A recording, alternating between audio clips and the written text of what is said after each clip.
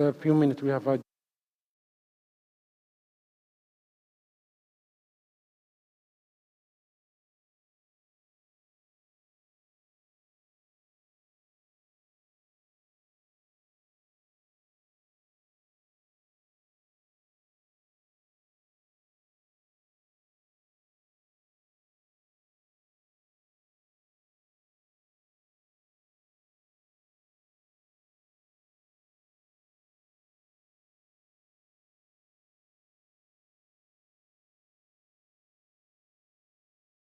While waiting for the presentation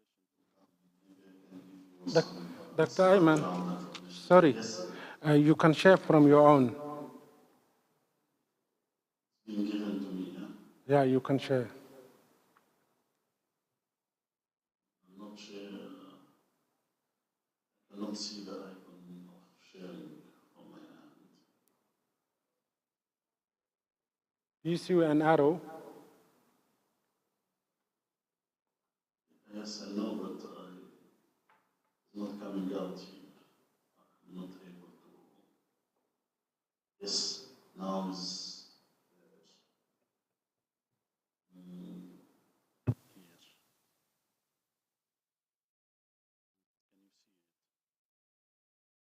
Not yet.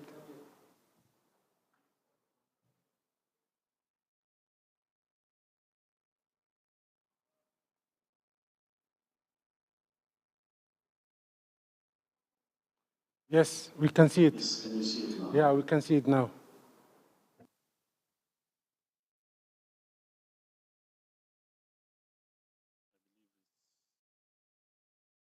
confirm, please, that you can see the screen? Well, I can see it from my end. Okay, thank you so much. Thank you for your time, and sorry for this inconvenience in terms of technology. As I said, this paper was developed in collaboration with Aga Khan University and IOM Regional Office, Eastern and Horn of Africa. Just before starting, I wanted to set the scene in terms of some facts in terms of mobility. As you know, our region is quite mobile in terms of migrant, where more than 6 million people are migrating within the region.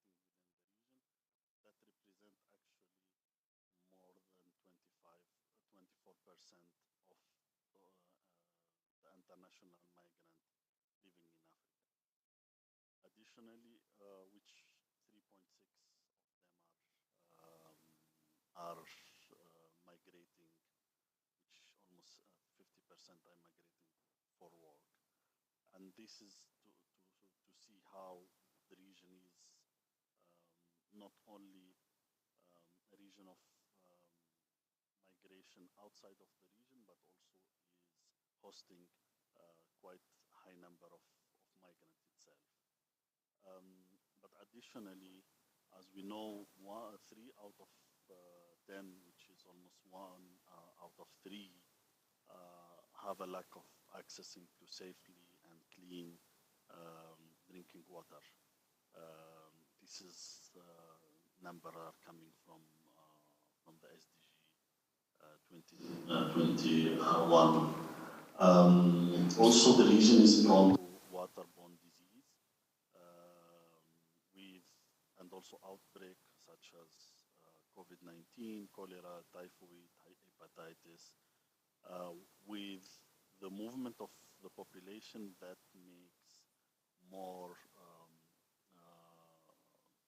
contribute to the emerging of the outbreak across the border, but also putting the cross-border community at a high risk, where hygiene practice, access to clean water is very important as a preventive measure to stop the transmission. The current study aimed to improve understanding of access to clean drinking water among the household in key border area, transport and migratory corridor in some eager country, but also in other countries that are part of East African community. This is where the study was carried in 6 countries: Burundi, Kenya, Rwanda, South Sudan, Tanzania, and Uganda. And those are, as I said before, the target are the household in those countries. In terms of methodology, it was a quantitative cross-section household survey that took place back in March, February 2022 in those 6 countries. The sites were selected and identified based on the volume of the movement of people and also epidemiological profile. This was also facilitated by the East African Committee Secretariat. Household were selected using a systematic sampling approach. Result were summarized in frequency and percentage, and compared to SDG 6 when is applicable. This is the site of the study survey. As you can see, some of them represent a border area, some other represent more locality that have other high migratory influx, like Isli in Kenya, or Kasansero. Here we are talking in Uganda. It's fishing community. In terms of distribution per country, as you see, we had tried to have a balance between the country. However, the biggest number of the household interview was in Tanzania. In terms of data, how the data was analyzed, the first tool where the questionnaire was developed in partnership between Aga Khan University and also IOM at regional level and also at the country level.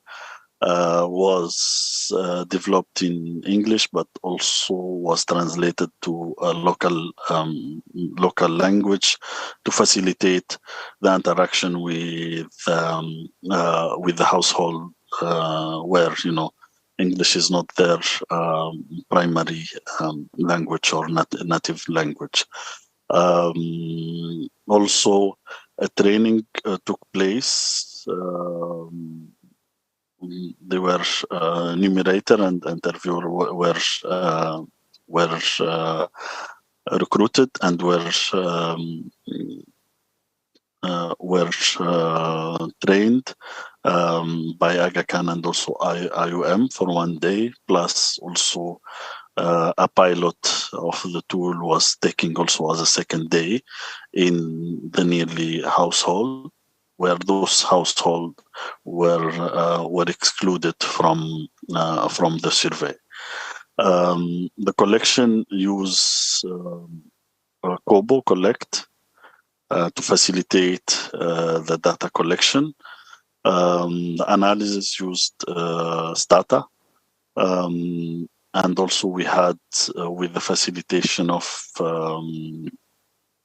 IOM country offices, we had obtained ethical clearance from every country that was included in this survey, in this study. Some inclusion and exclusion criteria. For the interview, only adult above 18 years and the one willing to provide written and verbal consent were included. The one that didn't give their approval, or they were sick, or they were unable to share to give a proper input to the survey were excluded. In terms of the sampling, the person that was included had the knowledge about accessing to the water, and we will see the criteria later on. In terms of identification of the first household, it was we had used random generated number to identify the first one, and after this, every third household in the street was selected. In terms of the characteristic of the responder, as you can see from the number, most of the country, most of the responder were female. As you know, in most of the border area, this is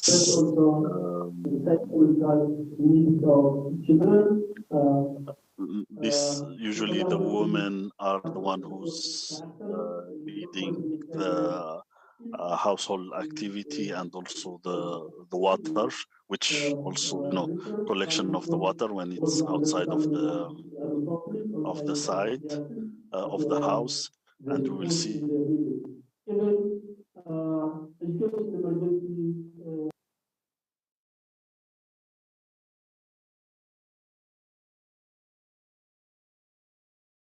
You can go, doctor. It's okay. Hello? Yeah, it's okay. There was some technical issues. You hear me? Yeah, we can hear you. Continue. Well, we could hear you, but there was a background interference. Yeah? Yes, that's from the breakout room one. Room, yeah. Yes, okay. from the room breakout. But I could hear you. I could hear you loud and clear. Okay, I can continue then. I think so. Yeah. Yes, thank you. In term, as I said, in terms of gender, mainly is the female women are the one who's been interviewed, and this is, you know, aligned with usual the setup there, and the role of the women in terms of collecting waters, and, you know, leading on the household, which also that puts them at vulnerability risk in that regard. However, if you can see except this is the case except in Tanzania and also Rwanda, but other country were mainly women with age median between within the 30, from 32 to 40, in terms of the age, which is usually the mother or the head of the house in some country. In terms of the status of the interviewer, mainly they were host community in most of them. However, we see in South Sudan and Burundi quite a percentage of IDPs and also migrant in those interviewed, or those in the sample, which, you know, also reflect on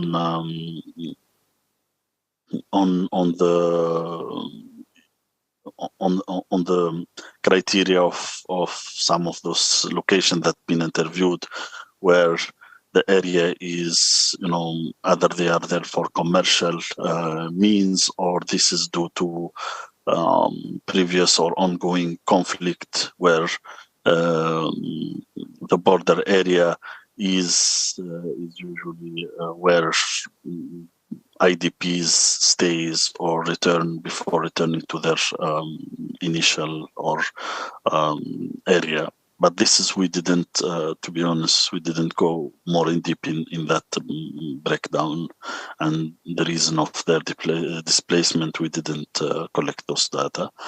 In terms of the accessing to clean water, as we can see here, the main three source of water are boreholes or hand pump, community well, and public tap. As we see, this is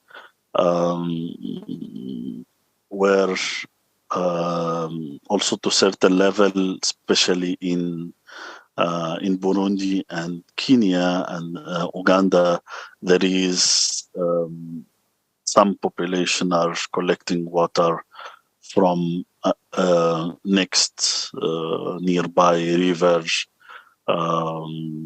or surface of water.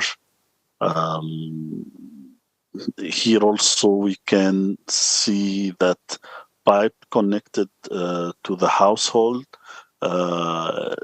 is very, the percentage is very minimum. Is only in Tanzania represent around 24%.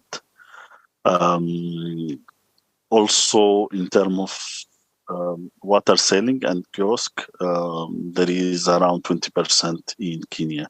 Thus, we can see from the current figure that the main water source are community well, public tap, or however, in South Sudan mainly at more than 90%, boreholes are the source of water. In terms of the same observation is mirror also in terms of source of water for the household activity, not drinking or cooking, which are community well, rivers, stream, public tap. In terms of the water and the perception of the water quality, this is the perception of the community is between good and very good. However, this is on terms of percentage breakdown. However, there is quite number of people are not satisfied with the quality of the water. In terms of post collection, and here the other aspect that we were trying to observe. First was from where the water was collected. The second one is the satisfaction. The third one is if there is any water treatment being additional water treatment was done at the household, and we see for more than 2/3 of the water the household that collect water and interviewed, they were treating the water before drinking, which is mainly either through boiling or through using the chlorine. Now the other aspect that we tried also to qualify and to assist is the waiting time, and as you can see in Kenya mainly and Uganda, there is a waiting time that is less than 5 minutes, while in most of the country you have at least half of the household don't spend more than 15 minutes to collect water, and this time increases in other countries such as in Burundi South Sudan, Rwanda to a certain level. As we see in Burundi, it can go even beyond 1 hour, and in South Sudan, it's at least more than a third of the household spend more than 15 minutes, and almost 2/3 of the household spend more than 15 minutes to collect the water. The same applies. The same finding applies to the water used for other purposes. But collectively, when we go through the numbers, there is almost 60% of the household are spending more than 15 minutes collecting the water.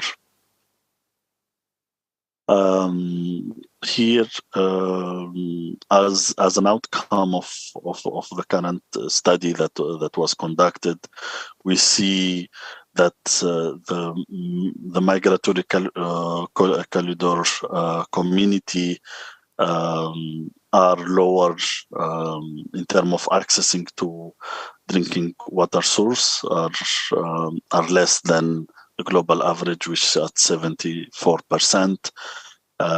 For this, we advocate through this platform and other platform to assure that action are being taking place in terms of assuring that there is the hard and the structure, water structure systems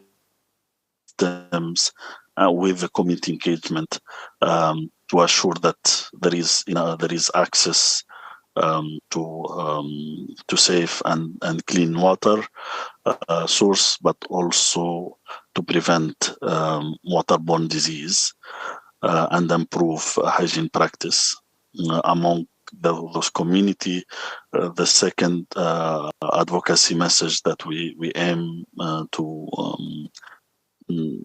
give through this platform is also to assure that there is equitable and sustainable investment to improve access to water in the border community, traveler and migrant in those areas. Thank you so much for your attention and giving me the floor. I'm giving you back the floor to you, Chair. Okay. Thank you, Doctor.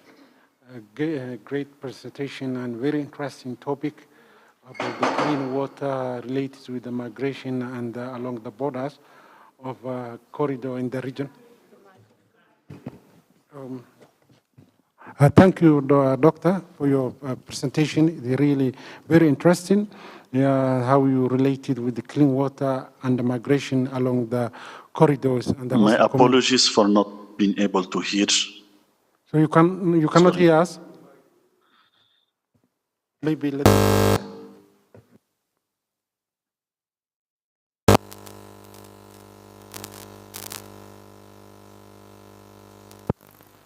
Yes, thank you, Doctor, how you make a very short presentation, which is very interesting.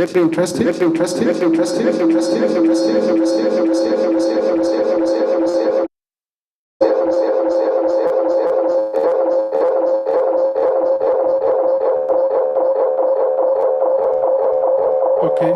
And we have a panelist. We have analyzed something about this topic. I would like to invite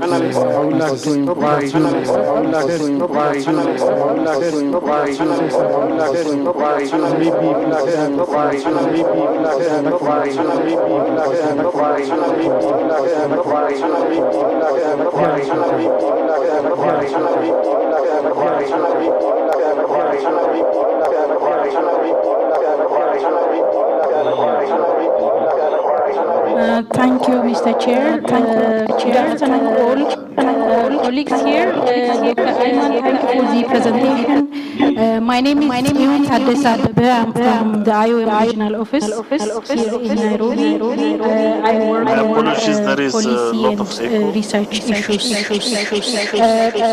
Regarding this paper, which I find interesting and covering a very important topic, which is access to water in border areas, I would like to share 3 key points.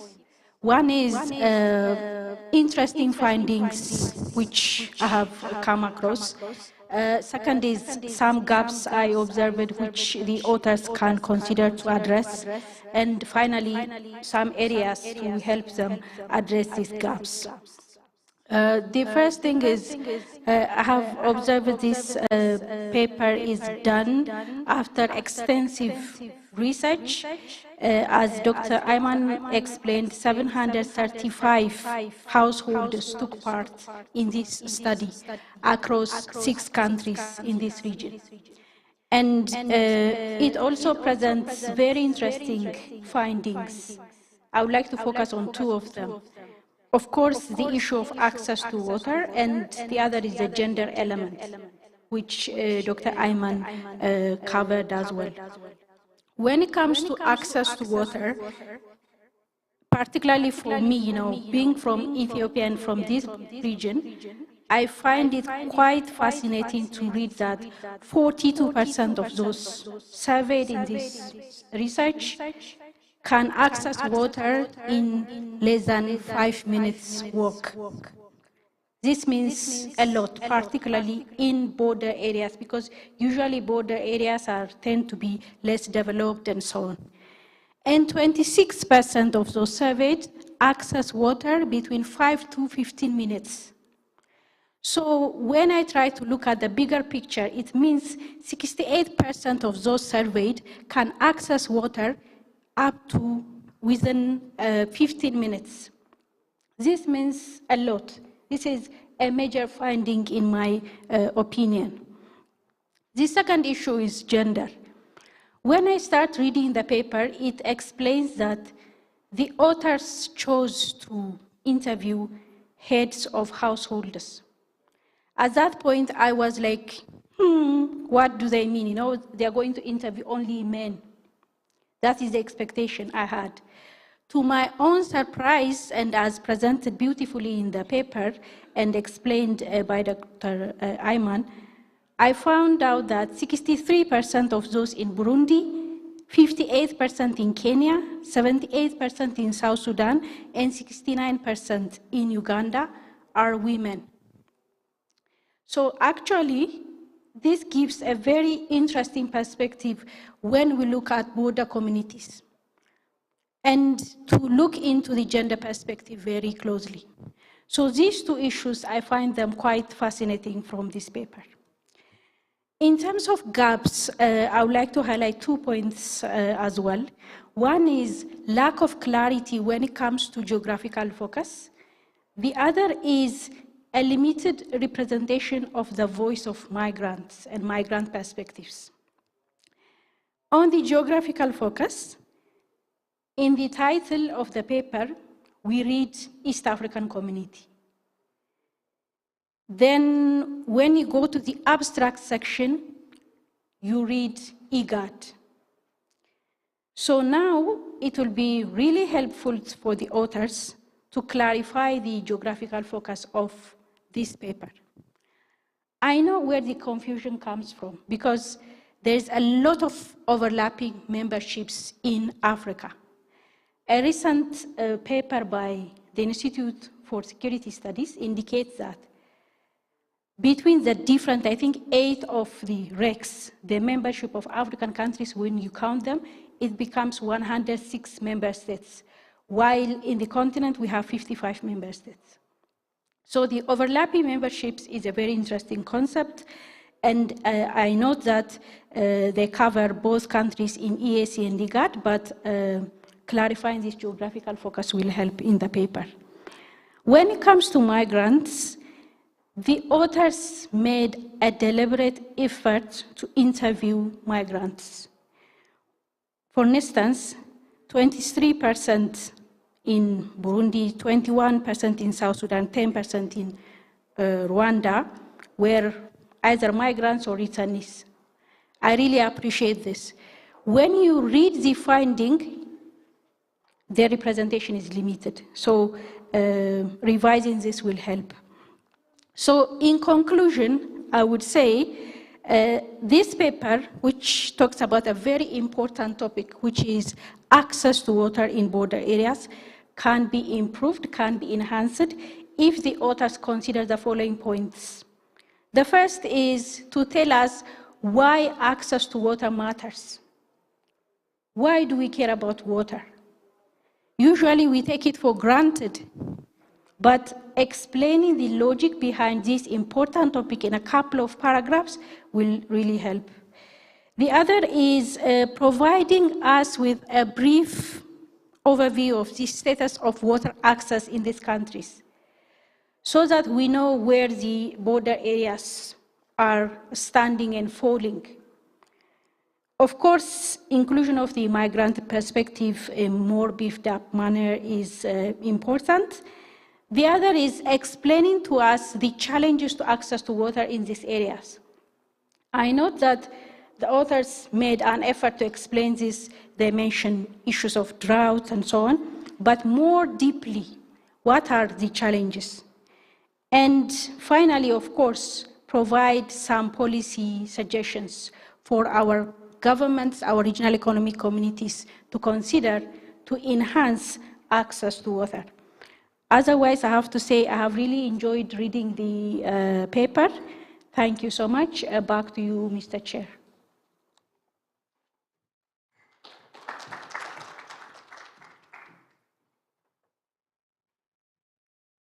Thank you, Tessie Pepper, for your contribution. I would also like to invite the second panelist, Mr. Gate Hassan. Welcome. If I mispronounce your name, sorry.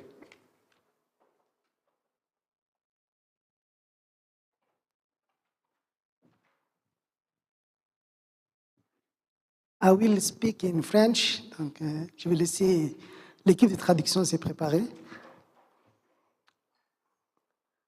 Donc, bonjour tout le monde et merci de votre présence. Merci Dr. Ayman pour cette présentation assez intéressante. Même si Djibouti ne faisait pas partie des sites couverts par son étude, mais le sujet, c'est une thématique qui nous concerne en tant que Djiboutiens parce que l'accès à l'eau pour les migrants est une thématique qui touche Djibouti parce que nous avons les migrants de la sous-région qui sont en partance pour les pays du Golfe et qui traversent une zone aride dans le nord du pays, spécifiquement de la ville de Bok. Donc vous imaginez traverser toute une zone aride donc, avec la difficulté d'avoir de l'accès à l'eau des puits disponibles. Et les recommandations que les chercheurs djiboutiens adressent souvent à l'OIM dans cette optique, c'est de trouver ou bien des disponibilités, des points d'accès à ces migrants qui traversent toute la région jusqu'au Yémen. Maintenant, si je reviens un peu sur la présentation de Dr. Ayman, j'ai retrouvé beaucoup de caractéristiques culturelles urbaines qui sont spécifiques en tant qu'Africains à nous tous, particulièrement lorsqu'il a évoqué la question du genre et de l'accès à l'eau potable.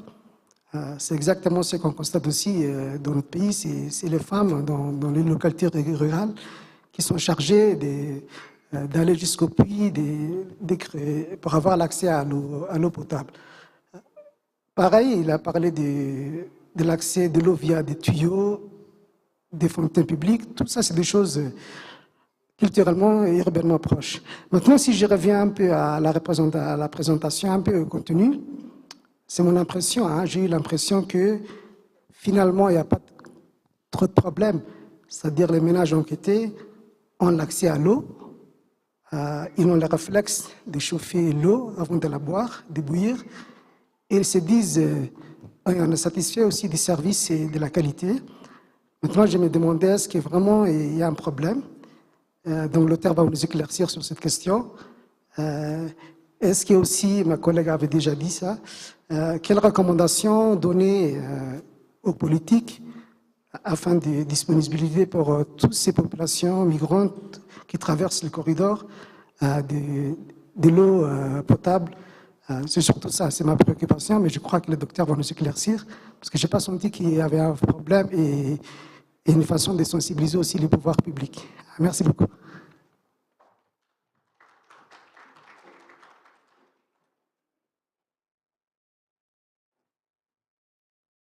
Thank you. I will invite now Mikhail from IOM. Welcome.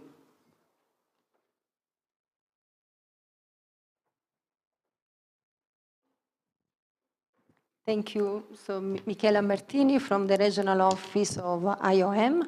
I am based in Nairobi, and the office covers Eastern Horn of Africa. I am a pharmacologist as a background with public health experience and work for more than 20, maybe 25 years on the health of migrants and refugees. I am also part of the study and the project, so I am also a bit biased, honestly. But something, my first message to you is, as I am a former researcher as well. And as IOM, we do operational research. And it is important to clarify that when we do research, especially reaching a vulnerable population in remote area in needs, we need also to accompany with some interventions. So my first message to the university, the researchers here, is focus on operational research as well. And this is why the project that is behind this study, was a baseline assessment of those remote areas to explore the needs of access to water and other services. And in parallel, the project with the support of IGAD, actually, and we built a hand washing facility and water hole, and we brought water to the community. So I think on the positive side of this project is also the other part, which is bringing water. So research is not enough if disclosure is something that we cannot address. So that's my first message. My second point is data. We are researchers here, we are focused, we are in the scientific conference. When we are dealing with the health of migrants, there is a big gap behind data. There is a very interesting biometric literature review on the health of migrants. So it was a global review collecting peer review journal with focusing on the health of migrants. Africa was far, far behind. Only few studies were coming from Africa. What does it mean? That in the global dialogue, in the global policy, and leading and guiding member states on the health of migrants, the African voice is not yet present. So conference like the one today is extremely important to give voice even to small studies that can contribute to bridge this gap or lack of data. But the lack of data for the health of migrants, it comes also from an institutional commitment. If you look at the health information systems in the IGAD countries, but in many countries in Africa, they do not disaggregate data for migration status. What does it mean? We don't have official data, we don't have routinely data, and if we want to know the vulnerability of migrants, of the epidemiological trend of certain disease in migrants versus host population, we are unable to have it official data unless we do specific project or data or survey. So all the information we have currently, they are coming from projects. And this is my second message. I hope we can strengthen the voice and help the member states to start this disaggregation of data in the health systems. IGAD, through its migration data technical working group, has also started this sensitization to have more the institutional data on the health of migrants. So we hope that IGAD can make a step forward in this regard. Looking at the study, there is something that we clearly noted, and it is the differences between countries. We have seen distance from water, for instance, as my colleagues Zion mentioned, but also access to water. It's different between countries. And it's interesting if we look at the area that we targeted, is the cross-border. So this means when you go at the border community, you have one countries with different services than the others. And this is also increased the movement because some people they may cross because to access to services, including education, health services, and care. So one of the policy we really recommend to the RECs is when we intervene at the border community, both countries need to be on the same page, but also the intervention of the program need to be exactly the same. And what we see with IOM sometimes, because of different membership, we have one program starting in one side of the countries and not covering the other one. This is what, as IOM, for instance, we are trying to lobby with donors and RECs, try to work all together, especially the Horn of Africa. It's a highly impacted, but all the critical concern, especially talking about access to water. The other panelists mentioned the Djibouti area and the irregular migratory routes that the migrants they are taking from mainly Ethiopia to reach in the Gulf. This is also a critical concern and something that we should be honest, it doesn't take the right attention comparing to other irregular flow. I'm referring, for instance, to the flow that goes to Europe that gets lots of attention also to donors. But the flow that goes toward the Gulf countries is increasing. Numbers are getting higher. And I think we should provide and start to change in the narrative of irregular migration. And especially when we are talking about access to water and those hardship migratory route. As IOM, we assist them on the routes. And we assist many people dying for dehydration and respiratory tract infection and they die on the road. And this is something also an important area for access to water. And despite we can build a water tank on the way, the problem is still a big issue because numbers are high, etc. So access to water and its link as a public health specialist, of course, is the main needs to be alive, to stay alive, but also it may bring a waterborne disease, as we said. So not only access to water, but clean water. Because we see, especially in the area we are intervening and cross-border and along the mobility continuum, re-emerging of cholera. It's something that never stops, especially in what we call the triangle area, Somalia, Djibouti, and Ethiopia. Re-emerging of cholera is always there because of the water source. So it is important access to clean water. And this is, we hope with this study and maybe some narrative, we can increase attention to this element.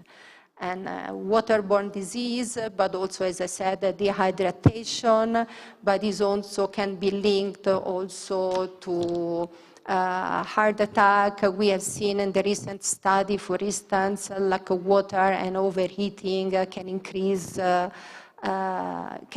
heart attack, but also link to breastfeeding as well. So it has also indirect impact on nutrition and also for the new baby, etc. So it's a very complex area. Access to water is not just limited to to the common thinking of that we mainly have it. I think I will stop here, and I will leave it to the floor to the chair. Thank you. Thanks.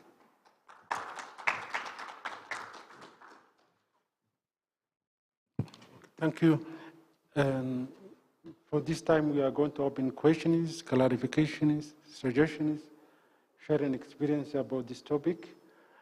Kindly start your name and institution you are representing and your background of specialization when you are allowed to give the mic. So just you raise your hand and then we'll be giving you, okay. Take the floor. Yes, hello. You can hear me, right? Perfect. My name is Niklas Meyer. I'm a PhD researcher at Maastricht University. I think the presenter can still hear us, right? Simon, are you still connected? So I can ask a question to the presenter, right? Okay, yeah. Perfect. Yeah, thanks for this interesting presentation. And my question goes a bit into the same direction as Zion raised. I think when we speak about safe migration, then it's also very important to use these rich studies to also get knowledge about how do these numbers differ between household heads and the population who is from those areas and migrants in those areas, right? For example, when we look at the findings section, there's a lot of rich information about how long is the way to the water, what's the percentage of people boiling the water after, and so on. So I wanted to ask if the presenter can also maybe in 2 or 3 minutes give us some overview what came up, what's different for migrants in that area as opposed to the host community, because I think these informations also came up in the study, and that would be of very high policy relevance, I would believe. Thank you. Okay. Before we give to the presenter, any other question? Or any other?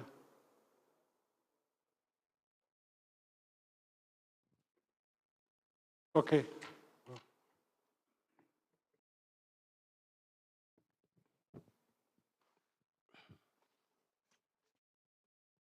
Yeah, thank you so much, Chair. I'm called Lomondo Dennis. I'm from National Bureau of Statistics, South Sudan.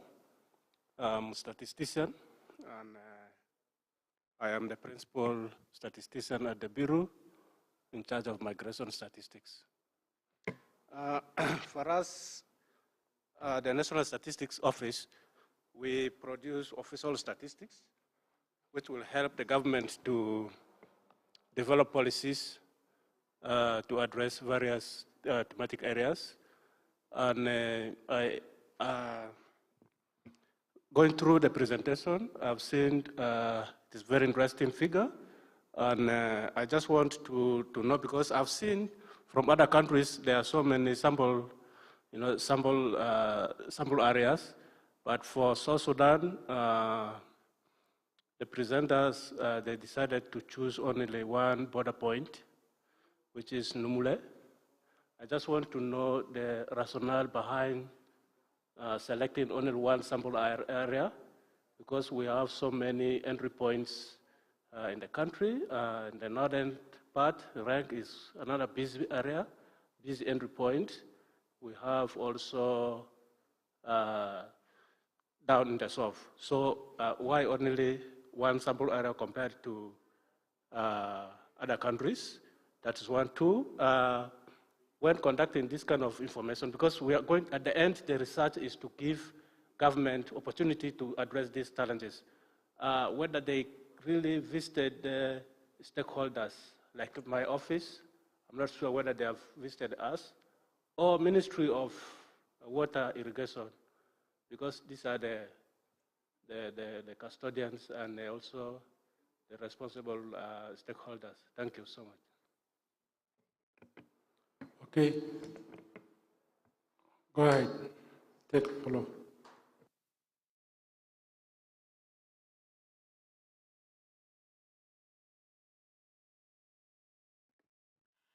I also noted that the presenter said things to do with the diseases, waterborne diseases among the migrants.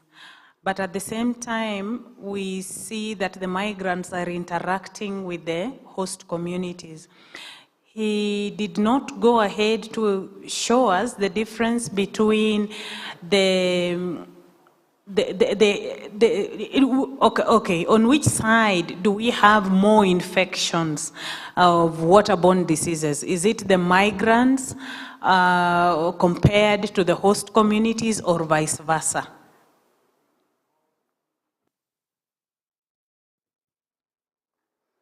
Okay, let me invite the presenter. Dr. Ayman, welcome.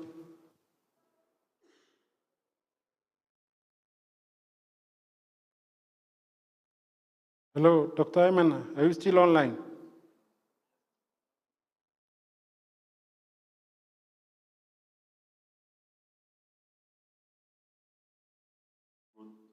Hello, Chair, do you hear me? Yeah. I hope you Yes, got this. I can proceed. Yes, I had missed at the beginning. There were some background, but I managed to take note of most of the comment. Let me maybe I start from the beginning. As my colleague Dr. Michaela she mentioned, this was an operational study. We had included in this paper only the household and access to clean water, but there were a baseline and endline survey, a bigger report that was generated that looked at much bigger element: access to water, access to sanitation. Also, we had compared the household with we couldn't at the time of this survey took place, as you know, that was beginning of the pandemic, at the peak of the pandemic, and it was operational for us to see how we can support the member state in terms of assuring access to water and hygiene mean at the border area. So this was focused mainly on operational, but also at that time the number of migrant or people traveling was limited to some of the restriction. However, in the biggest study we had compared the travelers and the host community to see if there is a difference in terms of accessing water and from where they are getting water, hygiene, and other means. And during that, there is some difference between both. But during this one, we had decided to go with the host community mainly to see because the traveler were moving from one place to another was very difficult, to have something very very concrete in terms of comparison, but also in terms of the investment from the member state. The focus stand, as my colleague mentioned, is on their own population. That's as a background of the study, and it was mainly looking at infection prevention method, water, access to hygiene, sanitation, and so on. In terms of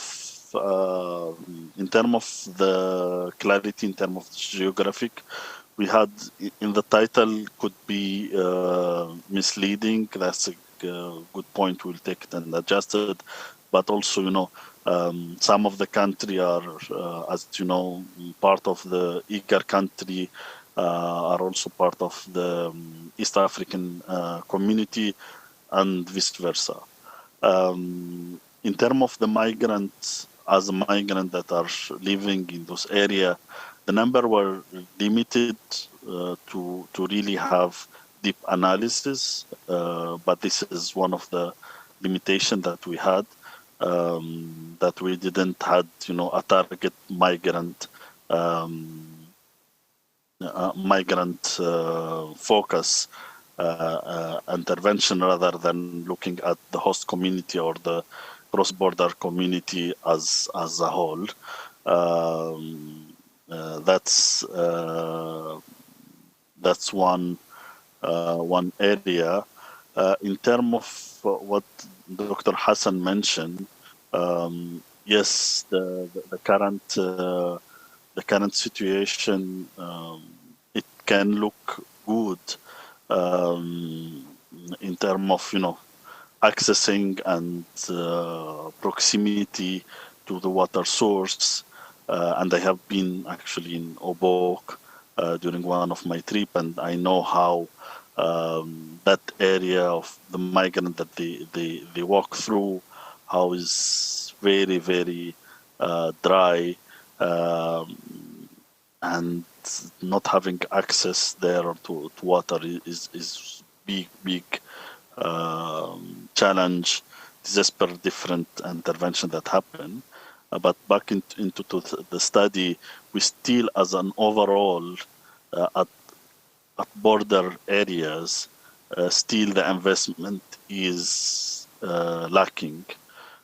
We see if you look at the paper, you will see that the border, we had the lack of getting clear data on the real situation when it comes to the country data disaggregated by different region, but we had access to secondary data through different paper and also through UNICEF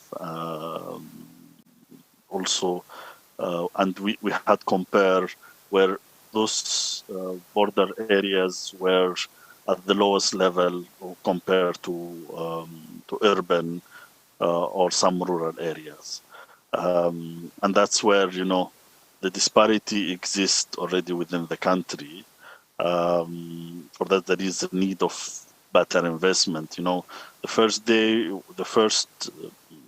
from operational point of view, when first we arrived there and we were, planning to do the investment and support with having hand washing facility, access to water, we were really surprised with the huge lack of water in those border area and how remote are they and the infrastructure in some of them.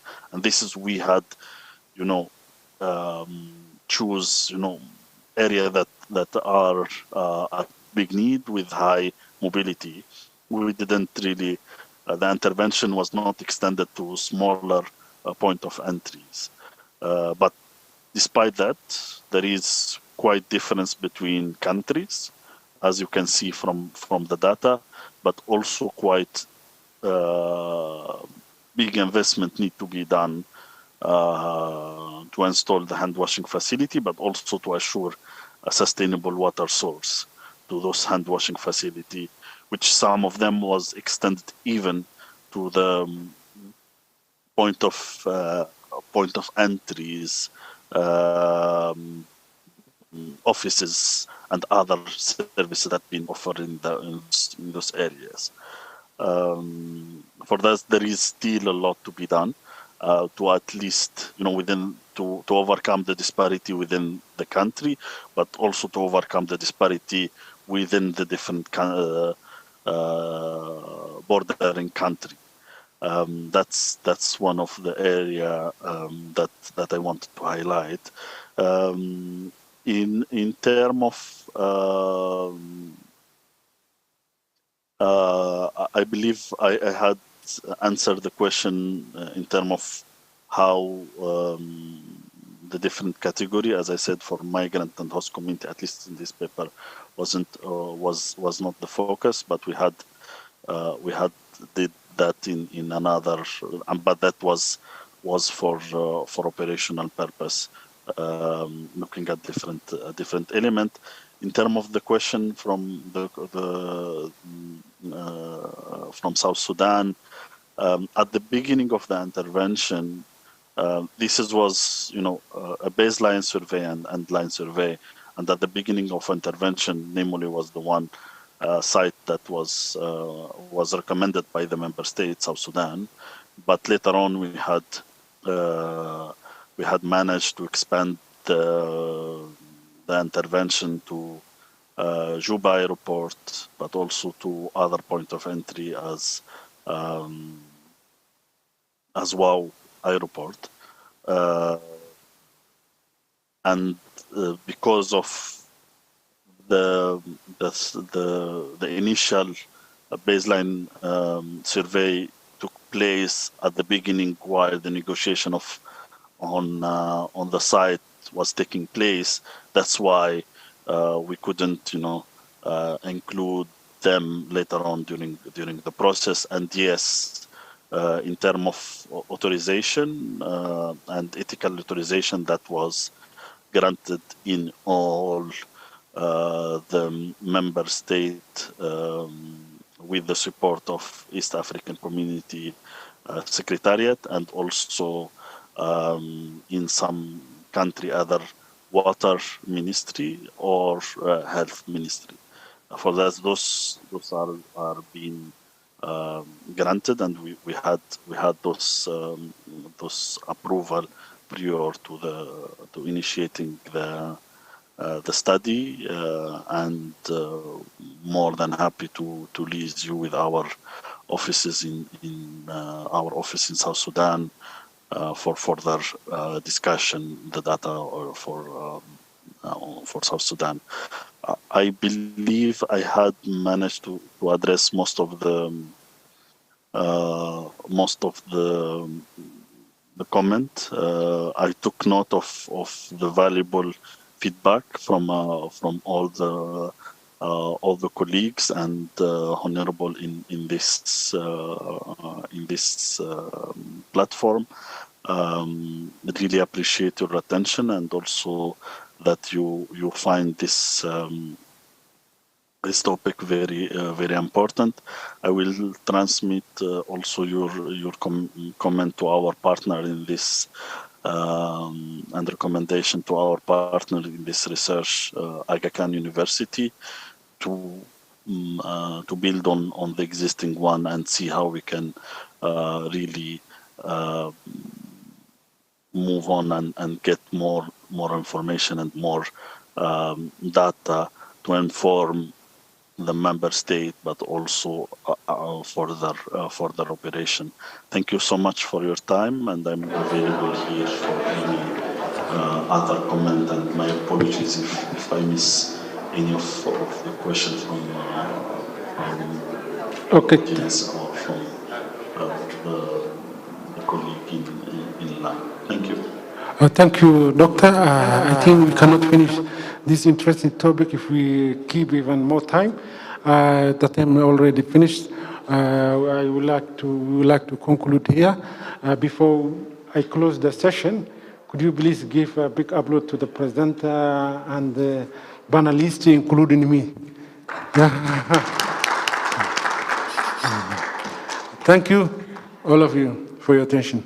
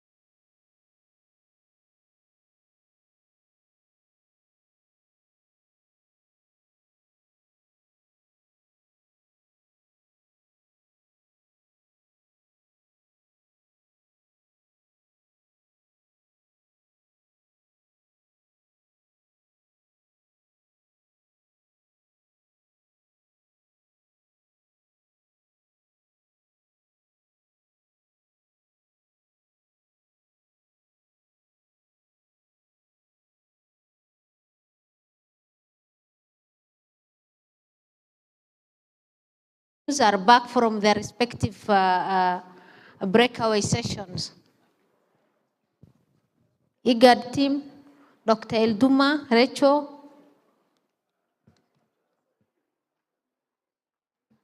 If you can ask everyone to get inside, please.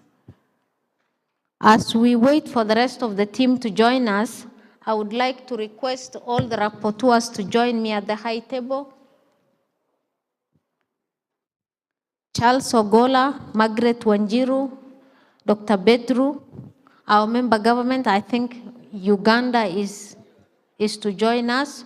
So if we can have all the rapporteurs join me at the high table, I think that would be appreciated, so that we are able to hear the feedback from the respective groups. Thank you.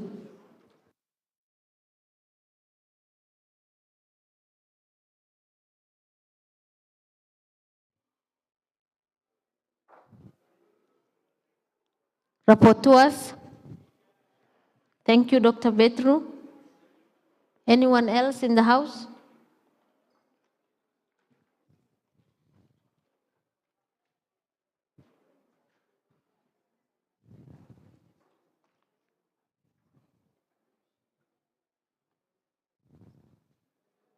Thank you, Margaret.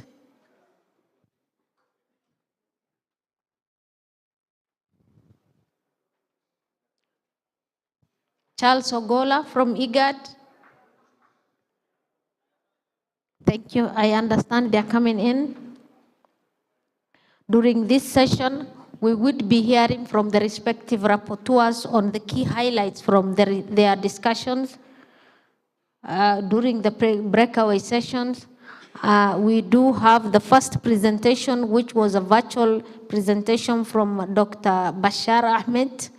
We did have another one on breakaway room 1, looking at psychosocial experience of internally displaced children, people due to armed conflict in South Walla region of Ethiopia.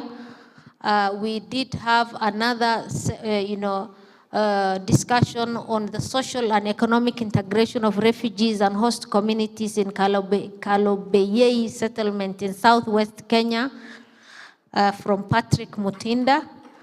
And another one on the assessment of groundwater availability, available potential for migrant and displaced persons using the GIS, and I think this is from Uganda, a case of West Nile from Peter Waswa. So we would want to hear from them. We're still waiting for Charles Ogola to join us. Simon or Dr. Elduma, we also want to hear from you. IGAD team, if we can get Charles Ogola to join us, I think that would be appreciated, so that we are able to move forward. Thank you.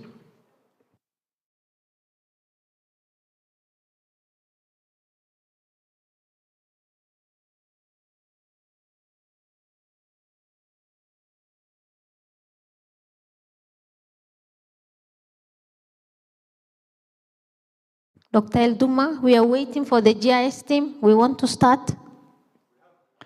Ogola? Yes. We need the other presenters. Do we? Yes, Rachel, I think we.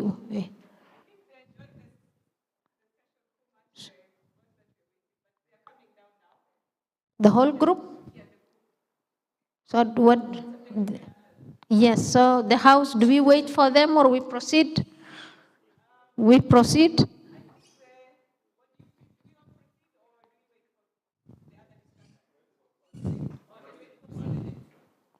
We wait 2 minutes. Member states, do we agree with that? I want to go political. Yes. Chair?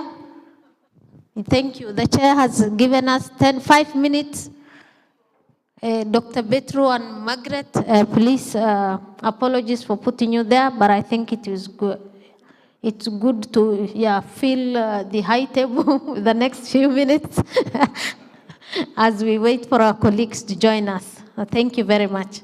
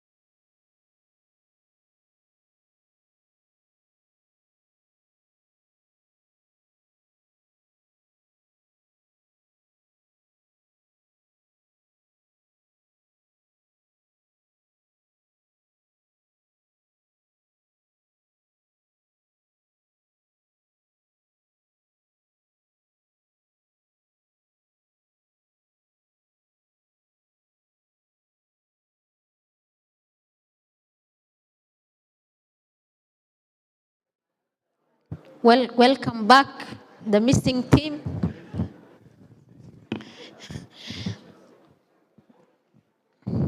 I think Ogola and the team should give us a very African traditional dance as a punishment. Agreed? Yes. Yes, they have to. Yes. Welcome to the high table. And for the rest of the team, we want to have an African traditional dance after we are done with the presentation and the discussion. Thank you. Ogola, please welcome our brother. Yes. The rapporteur is Jonathan. Yes. Welcome, Jonathan. But Ogola, we are not forgiving you. Please prepare yourself for having kept us for that long. But I understand you had a very, very constructive discussion, and you will tell us what you discussed that the rest of us could not discuss in that short time. So with that, again, welcome back. We want to hear from the panelists, the high table, who have been our rapporteurs. I understand Dr. Amine Sikeli is replaced or represented by our brother from Comesa, Abdullahi. We have Jonathan representing or replacing Charles Ogola in the program, Margaret Wanjiru, and Dr. Bedru from GIZ. We understand Uganda has to be represented in the panel discussion. If they are around, we are happy to have them represented, but I do understand the person was not able to join us. With that, my task here, as I said, as we conclude the day, is to hear from the rapporteurs on what are the key highlights that has come out from the discussion, from the respective thematic areas of discussion they've had with the presenters. So we would start with Bedru to tell us what were the key highlights. And should we have, or if we have anyone who has some questions to ask, I think we will do that at the tail end of their presentation. So please prepare yourself. Make sure we have very concrete questions for the rapporteurs. Make sure you give more questions to Jonathan as a punishment to pay back so that we are able to move forward. With that, welcome, Dr. Bedru. I think you can speak from where you are. Thank you. Yeah. Okay, thank you very much. So there are some few highlights. Okay, I have to bring it closer to me. And now? Is it okay now? Oh, yeah, okay. Good. I'm going to give you a few highlights of our discussion. It was a presentation made by Peter. It's on page 24 on the booklet. It was related about assessment of groundwater available potential for migrants and displaced people using GIS and remote sensing techniques. So this was a case study in West Nile, Uganda. So we were presented really a very good study where the problem was very well highlighted. It's in the booklet, you can also see it there. And the conclusion was also interesting, where areas that are occupied by migrants and IDPs are like city in terms of resource need. So that is some important point to work on. And therefore, focusing on water issue, the researcher presented that there need to be some assessment, some prior information on groundwater for IDPs. So there are different technologies, but in the setting of IDPs and migrants, there needs to be a very quick assessment, and he believes remote sensing and GIS offers that, and he presented his case. And in fact, he also told us that such study has never been done before. So this is a breakthrough. He showed us potential areas where using multi-criterial analysis, different layers that are relevant to lead him to potentially know where groundwater is. So that was the presentation and conclusion. So I would like to go and tell you from the discussant and the other participants. In fact, it was a highly technical presentation, and we were very happy to see a full room of people coming to attend that.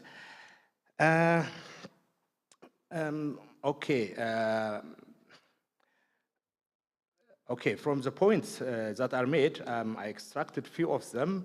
First and foremost, this is an interesting thing for IGAD to see further, because this showed only the potential of availability. So it doesn't tell us about quality, availability, the need for investment, and so on. So to extract groundwater, there are a lot of factors to be considered. So this could be a good springboard for IGAD to look into it. And I can also tell you that at IGAD, there has been such an initiative. Still, there is a World Bank financed project on groundwater. Probably this is a good starting point to link the migration works with the other IGAD activities. It was also asked or suggested that there should be corroborating or supporting evidence where this potential could actually be used. So that was also a discussion and given a comment for the researcher to look into in the future. And the area that was identified as high potential for groundwater incidentally coincides with the river pathway, the River Nile pathway. So if that is the case, why do we need groundwater? Why don't we directly extract surface water? It was a coincidence that, well, okay, the data lead the researcher into that.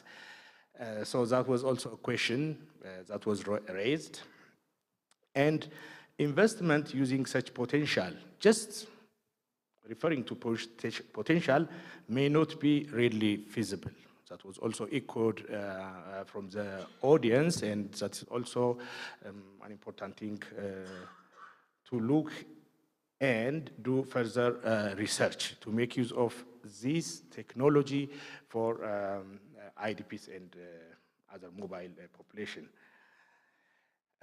From participants, it also suggested that if possible, the areas that are going to be occupied by IDP and migrants should be known prior and then mapped. It's not only for water, but for other issues as well. I think this is something that is practiced in many areas, but what makes this research different was he was focusing on groundwater. Groundwater is hidden, it's not seen, but for others, like for forestry and for other issues, I think there has been a lot of initiations. So this was also a discussion point. And a relevance for early warning. So our participant from Sudan related it to situation in Darfur, and such kind of technology could address resource conflict with host community. So he recommended that this kind of studies should be pursued. It should not be just taken as too technical and far from us. To the contrary.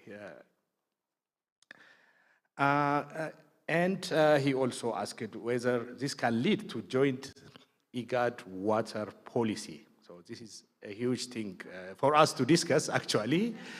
Yeah, this was also the issue.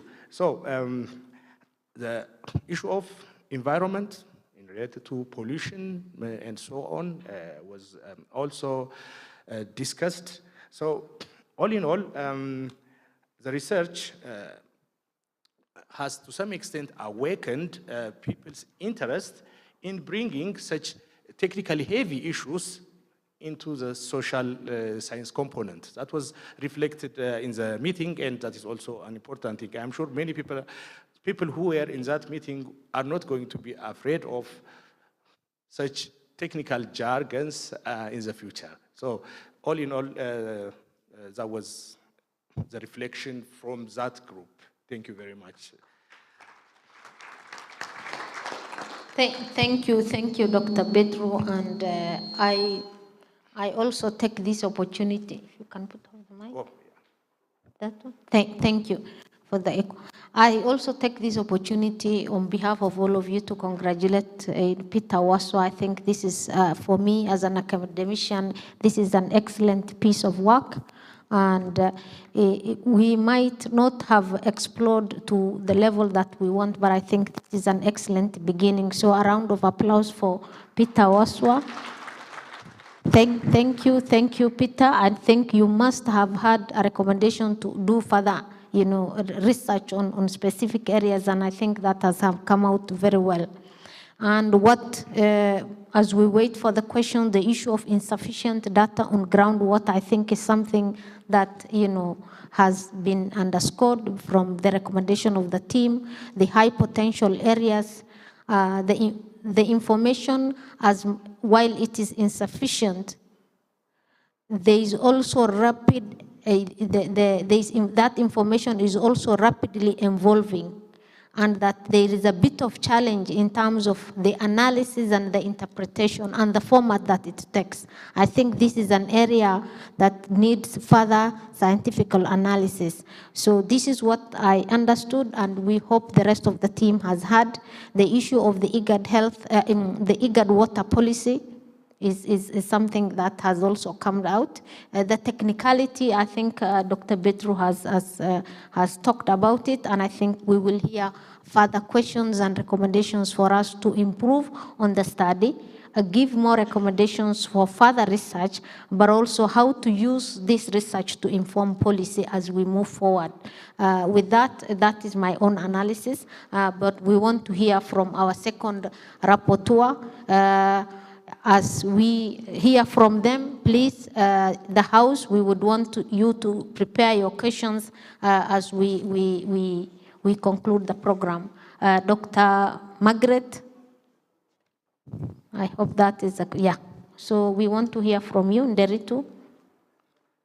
Margaret Wanjiru, sorry. Thank you.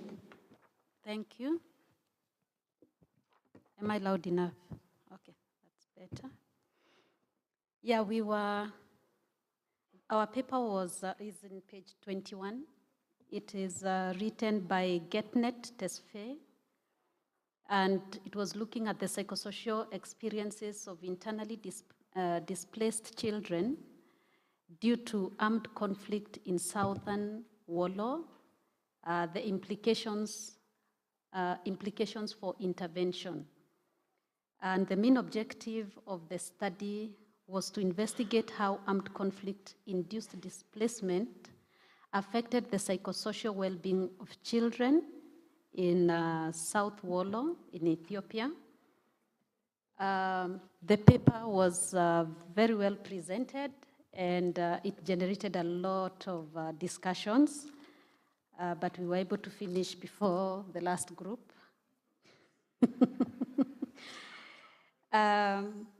Yeah, so the paper was looking at the mental health of the children, and it looked at 35 children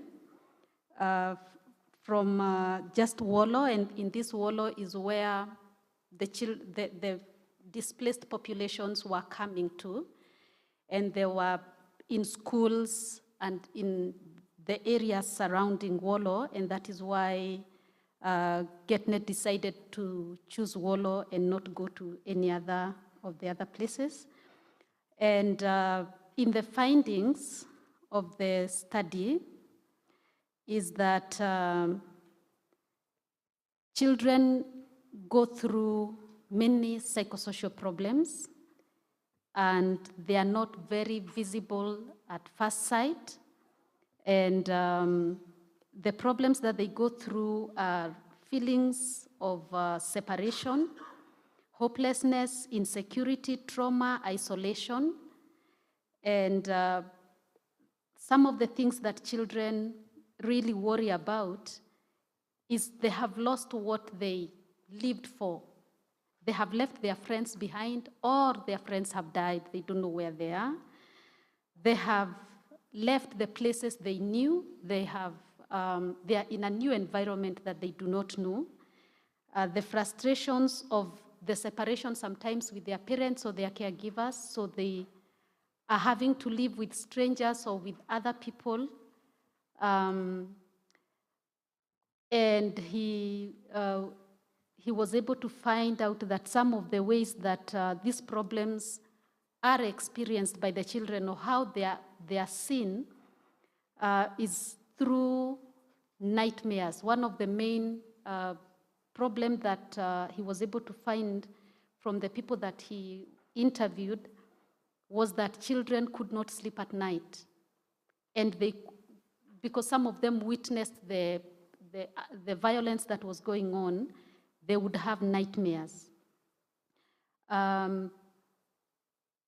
The other concern that the children had was about their education aspirations, and their future was cut short.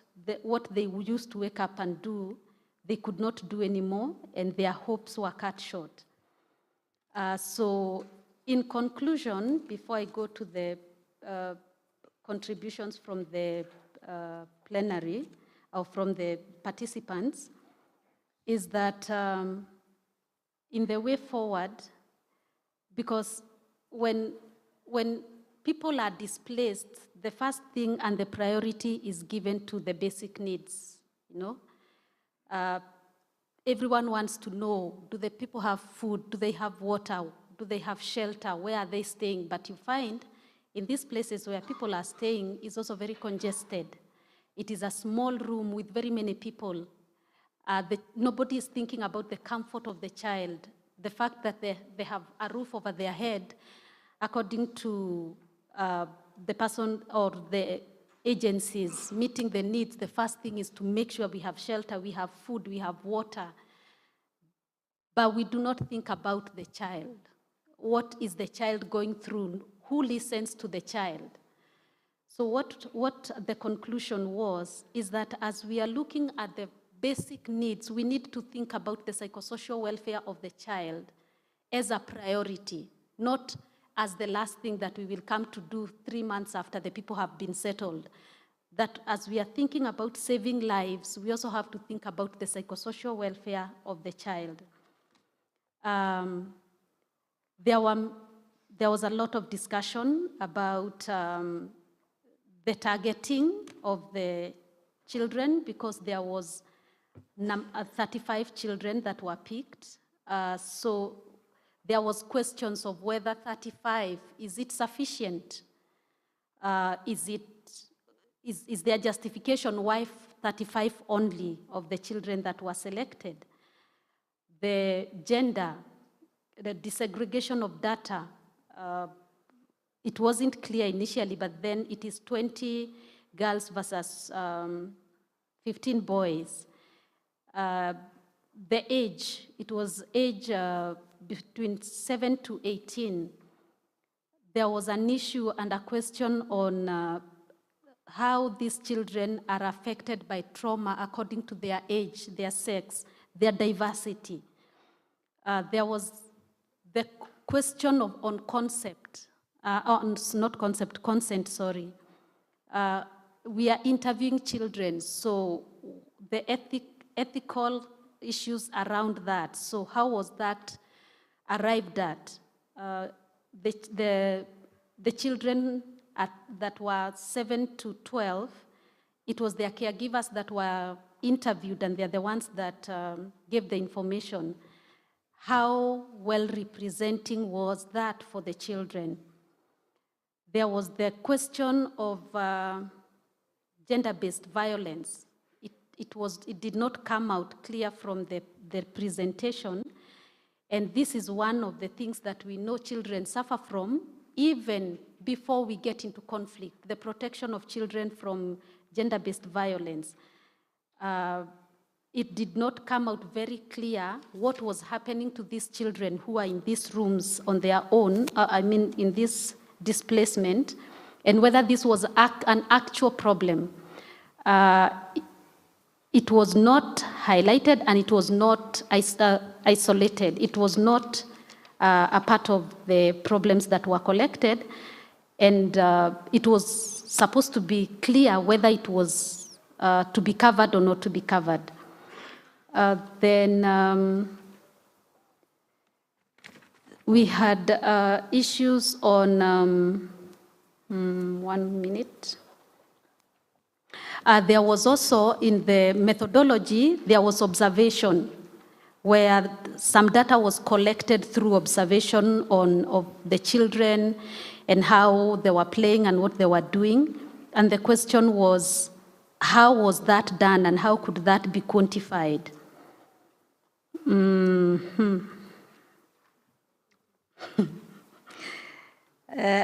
I'm about to conclude. I just want to see there was another question also on child labor, and in the displacement, there was a question of whether the people who were displaced, did they leave because of displacement or did they leave out of fear of their children becoming child soldiers and having to do child labor. And the other one was on the relationship, whether there was a correlation between what was happening to the displaced children and to those that were not displaced. So was what the psychosocial problems that children have, do they just have them because they were displaced, or did they have them before the displacement? That also was not very clear. But generally, the paper was very good. It has focused on a concept that is usually much ignored during humanitarian assistance. And therefore, our advocacy today is that when we are funding, for the funding community, that when we are funding, we need to also focus on the psychosocial well-being, not only of the child, because when we talk about the child, we need to also think about the caregiver. If the person who is taking care of the child is themselves in distress, there is no way they are going to be able to take care of a distressed child. Therefore, we cannot just talk about the psychosocial problems of the child and forget the caregiver. So we need to ensure that in our basic needs, this is a component that is not left out. Thank you.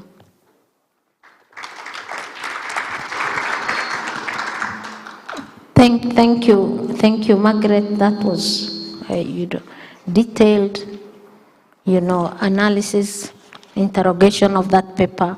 And I again want to say congratulations to this is now, GetNet Tesfau.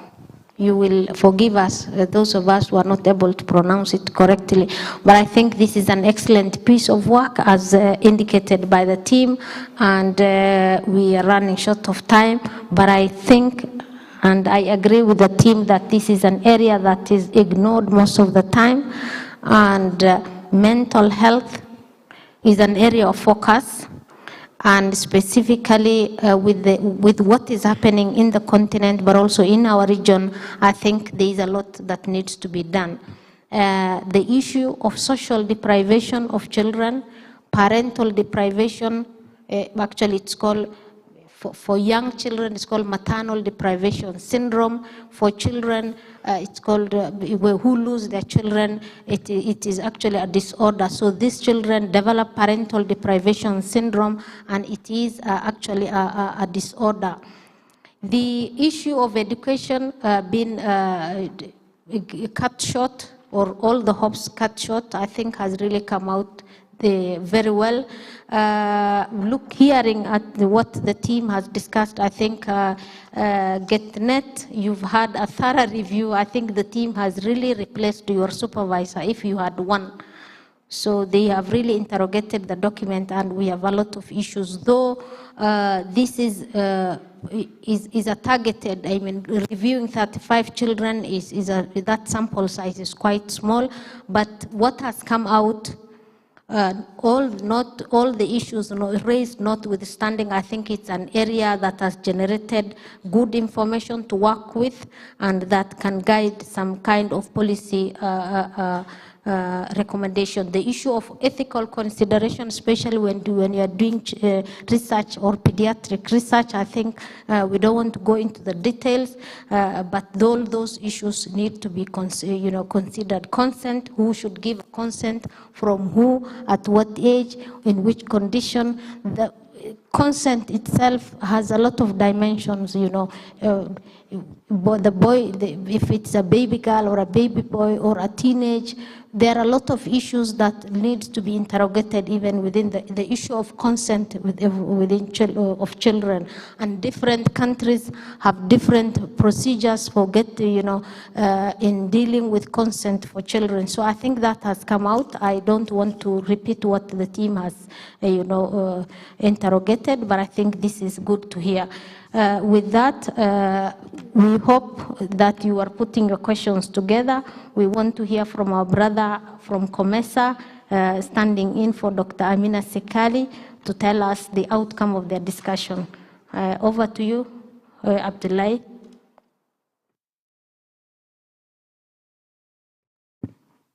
Good afternoon. Assalamu alaikum. My name is Muhammad Abdullah, as was mentioned.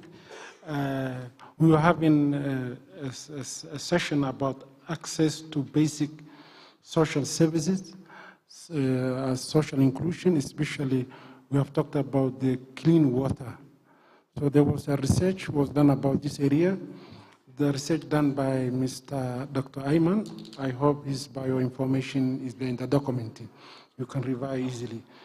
And the research was done in a number of countries in the region and the neighboring countries, which are Uganda, Burundi, Tanzania, Kenya, South Sudan. And the research applied used it to what call it a quantitative cross-sectional household survey, and the analysis was used a descriptive analysis, which was really very simple and understandable to everyone.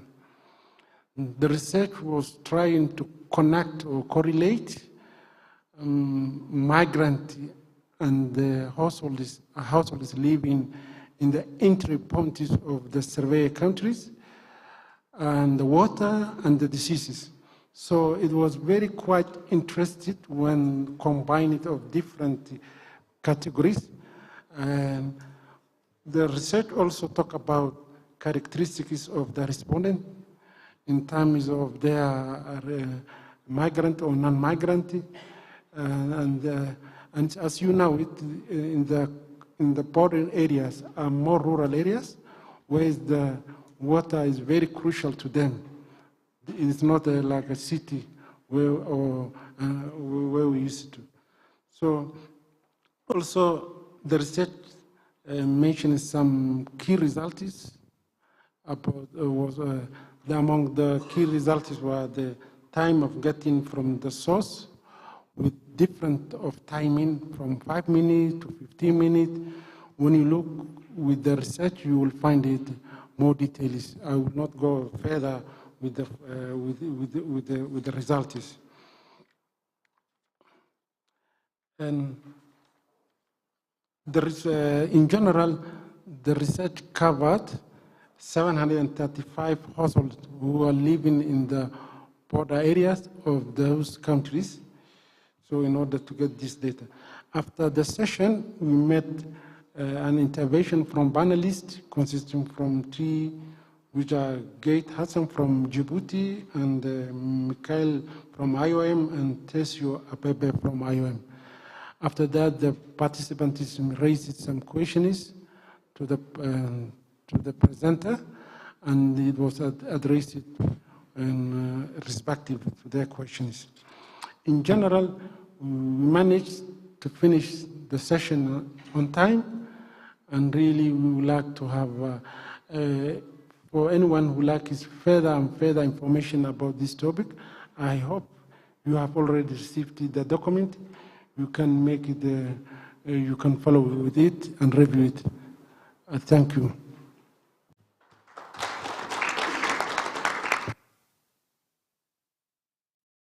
Thank you, our colleague from COMESA.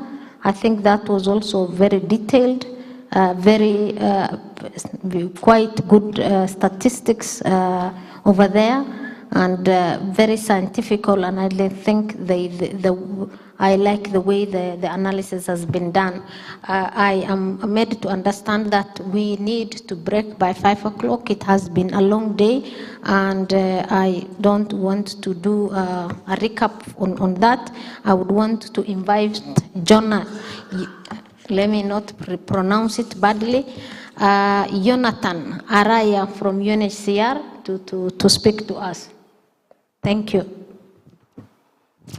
Thank you. Thank you very much, Doctor. Good afternoon, colleagues. My name is Jonathan Araya, and I'm a Senior Durable Solutions Coordinator for UNHCR. I'm wearing a dual hat. I was a discussant, and my moderator asked me to help him provide my inputs in terms of a rapporteur, but Mr. Charles Ogola, our able moderator, is also available to provide additional information. In our group, we had a presentation on a very interesting research by Mr. Patrick Mutunda Muthuyu of SOAS, University of London, and his research dealt with basically the socio-economic integration in the Kalobey settlement in northwestern Kenya.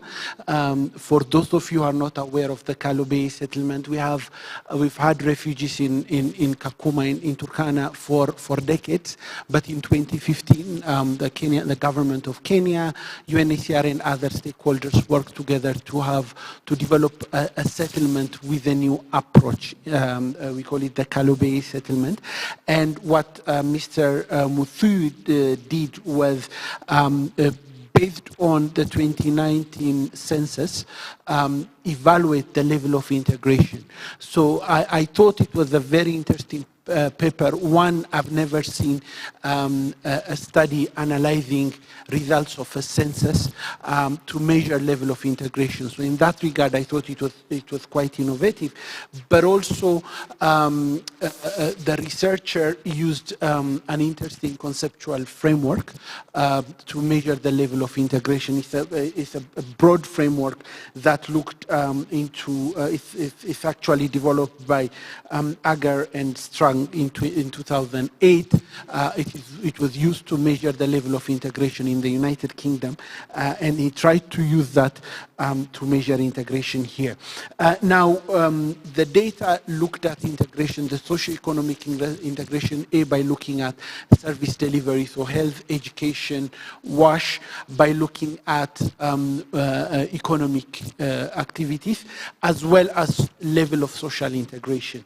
Now, when it comes to service delivery, WASH, education, the findings of the data pretty much resonated with what we know. Those of us who have been working in Turkana for quite some time, which is the level of services providing, or refugees have better access to services than host communities. Same as goes for the economic inclusion, or the ability of refugees to access work, which is quite interesting. I think that's an area that requires further interrogation, and the researcher pointed that out. And when it comes to actually WASH, access to energy, the same, refugees having better access to host communities. Now, when it comes to social inclusion, the proxy the researcher used was residence shared by refugees in host communities. And it was actually very interesting finding. There are not much, but some instances of refugees and host communities living together. And based on that, the researcher provided with what I consider to be very useful policy recommendations with regard to host communities, refugees, and cross-cutting issues. And the policy recommendations deal with increasing investment in WASH, providing incentives for host communities to stay facilitating the settlement. Very importantly for us as UNHCR, making sure that the rights of refugees to work and freedom of movement are ensured, providing refugees with PINs, business licenses, etc., and including refugee issues in municipality plans, as well.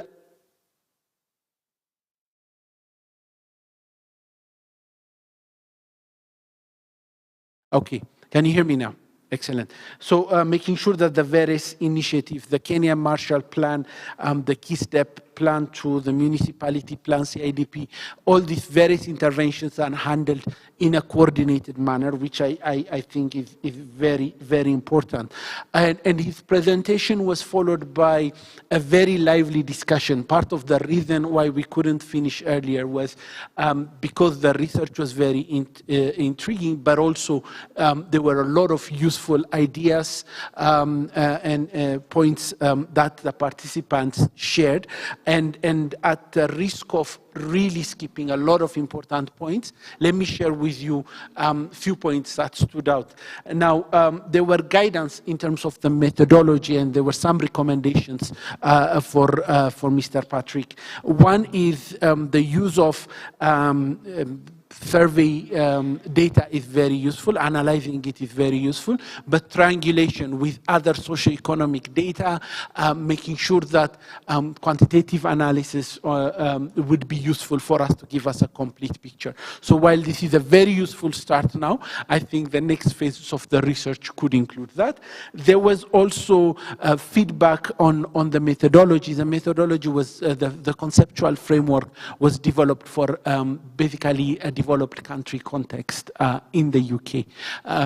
What does it mean? What kind of framework should we have for a context like Turkana, which is relevant to our region? So the researcher was encouraged in his next part of phase of his research to actually contextualize the conceptual framework to this region. There was clearly some intriguing questions, and let me pose a number of them. A lot of the activities that were covered, or the result that came up, reflects huge donor funding and huge donor investments. Then the question is, what will happen when the money goes, right? How do we think about the level of inclusion if the donor money doesn't exist? How do you define a settlement versus a camp? What is the difference? How is development intervention delivered within the settlement? The other issue is the Kalobei model successful? Should it be replicated somewhere else? Now, these were some of what I thought would be thought-provoking questions. And I didn't have the chance to share my views as a discussant, but abusing my privilege as a reporter, let me share with you quick reflections. When it comes to what differentiates between camp and a settlement, I've yet to read or to find, to see a concrete criteria differentiating the two. As a practitioner, I can tell you what I think is a camp and what I think is a settlement, although there is a lot of similarity. But what I would say is encourage, because we have a lot of excellent researchers in the region, in this room, really to put back the questions to the academic community and ask you, what do you think should be the criteria? How should we differentiate between a camp and a settlement? As practitioners, we have some thoughts, but we welcome inputs from a researcher. When it comes to the donor funding, I have 2 points to make here. The first one is the refugee response. At the heart of a refugee response is solidarity and responsibility sharing. It will be unfair and unacceptable to expect the Kenyan community, and in particular the Turkana community, to bear the burden of hosting over 200,000 refugees without additional support. So additional support within the spirit of the Global Compact on Refugees and responsibility sharing is absolutely critical. And those of us who've been working on Kalobei, that was very clear to us. But what I thought was very important on Kalobei is how could we use the international aid that's coming for refugees in a better way. I think Kalobeye as a model provides some useful answers.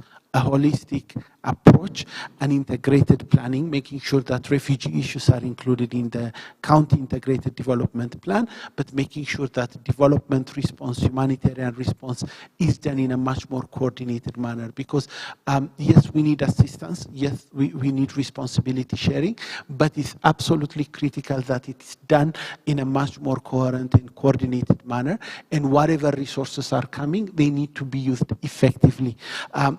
So that is an important point. Let me end here and invite Mr. Charles Ogola if there are any additional points you wanted to add from something, if you feel that something could be included. Thank you.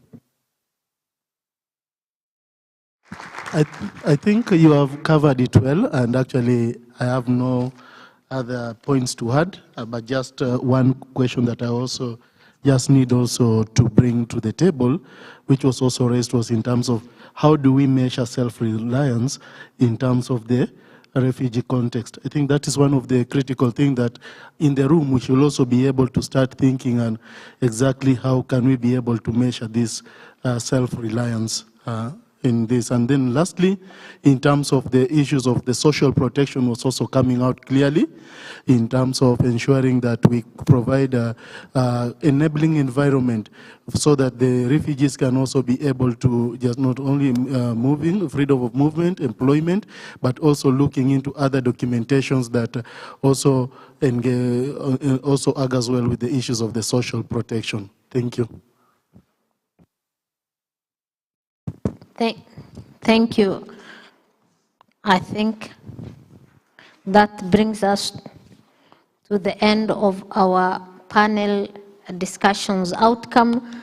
And again, I'm tempted to make some statement on the same, but I will hold on with that. Thank you, Jonathan and Charles Ogola for that, and the team. And Patrick, congratulations for giving us this first-hand information. And I like the idea, how do we use this information to scale up, further scientific research on this area. And I think this applies to all the papers that we've had. With that, I want to give ourselves some few minutes to ask questions if there are any burning questions, though I'm made to understand that we will have a dedicated panel discussions for the same again, and we would have a lot of time and to ask questions. But if we have any burning questions, they are welcome. And I would start, as always, be biased to government. I would want to hear from our member governments. Start from my left or right. Uganda is seated at the far end. Tomorrow, I hope we will reorganize this sitting arrangement so that we sit as a family. I hope you're not feeling left out. So we want to hear from you, Uganda, first. If there is any question from our member governments, Uganda. Any burning question? Thank you. Dr. Zara says no. Our chair. Thank you. South Sudan. I think people are tired. Yeah, thank you. Somalia. Pardon? Thank you. Ethiopia, nothing. Kenya. Finally, Somalia. That, brings us to the end of our discussion. I want to be 5%, 10% democratic. The other partners, do we have any burning questions for the panelists?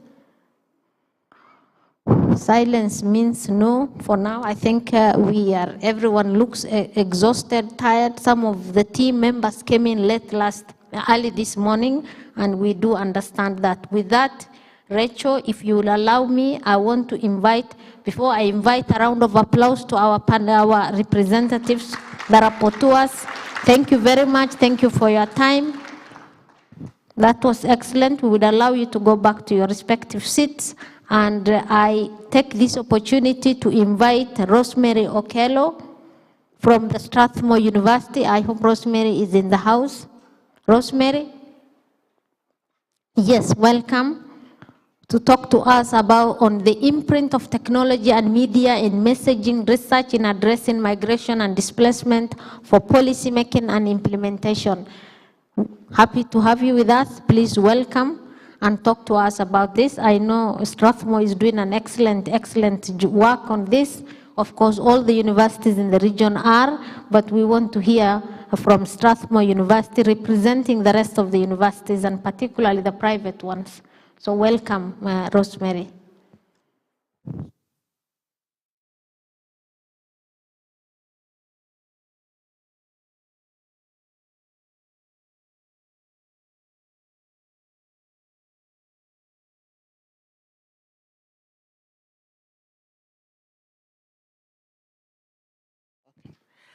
Good evening, everyone. I know you are tired, and I don't want to actually be the lady that is making actually blockage between you and your resting time. Some of you came in the morning.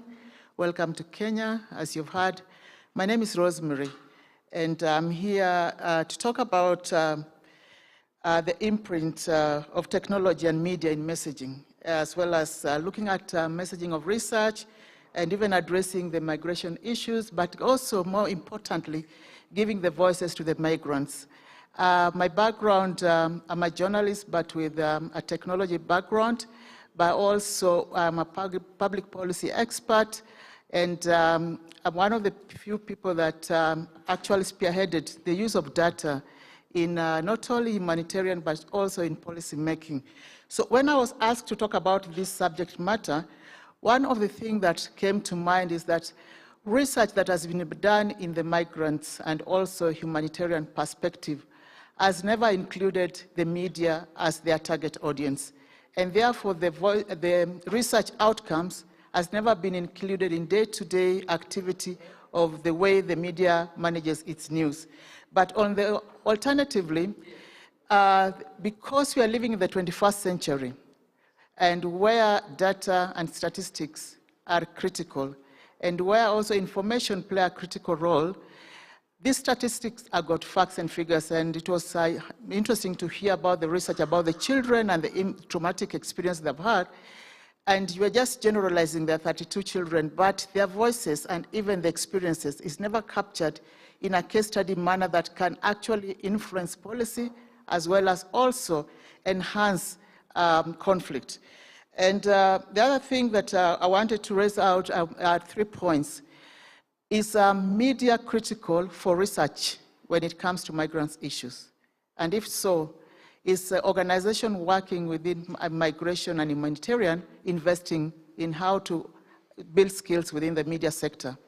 And what partnership is organization working in migration having with the media organization? So in this area where SDG goals is going to inform even the outcome of our work, also how are we linking our work with SDG goal 16, but also in SDG goal 5 where equality is critical, as well as other SDG goals whereby there's going to be embedment of outcome and indicators. So in the absence of this, we have been seeing all along that we can actually agree that the voices of migrants has been lacking. At a time when now, when you talk about actually data as a key role, identification of refugees has never been included. When you look at, like in Kenya being the largest host of refugees, when you look at Kakuma camp and other refugee areas, the investment of migrants in that area, in the local community, is never captured in our GDP. And they are never given also an identification at a time when we are saying data is a right, but also identification is a key resource for any individual. So when they are in those camps, they are not even kind of included in what you call the country budget line. So that's why donors are the only ones that implement and also support the migrants workers. In our research, I did for the London School of Economics, talking about ratification and digital rights, we found out that many times migration and migrants workers play a critical role in influencing economic and policy, but they are never captured. And when the media also go to report, they're just going to report about the numbers, how the outcome, as opposed to the impact of those. And so some of the key points, because I don't want to keep you here longer, I will share my presentation with Rachel so that she can also just give you, is that can we provide an understanding and a clear reasoning why migration can play a critical role in this area by using the media? And also the inclusion as a key role of migration. How can it be meant that migrants should be the sole voice in shaping the agenda as opposed to even the policymakers, like experiences that they go through? How can they be that we depend on them to tell us, as opposed to educating the policymakers with our research findings and using the media to create awareness to influence policy and knowing their needs even before they're there? On the other hand is looking at the 2018 World Migration Report draws our attention to the complex relationship between media and actually migration across the world. It calls us to unpack the impact of press coverage on migration and also on how this can influence the change of attitude and the change of the narrative, including policy making. In our ongoing work we are doing with Aberystwyth University at Strathmore, that's covering 5 area, Brazil, India, and Thailand, we are looking at creating safer spaces when it comes to migration.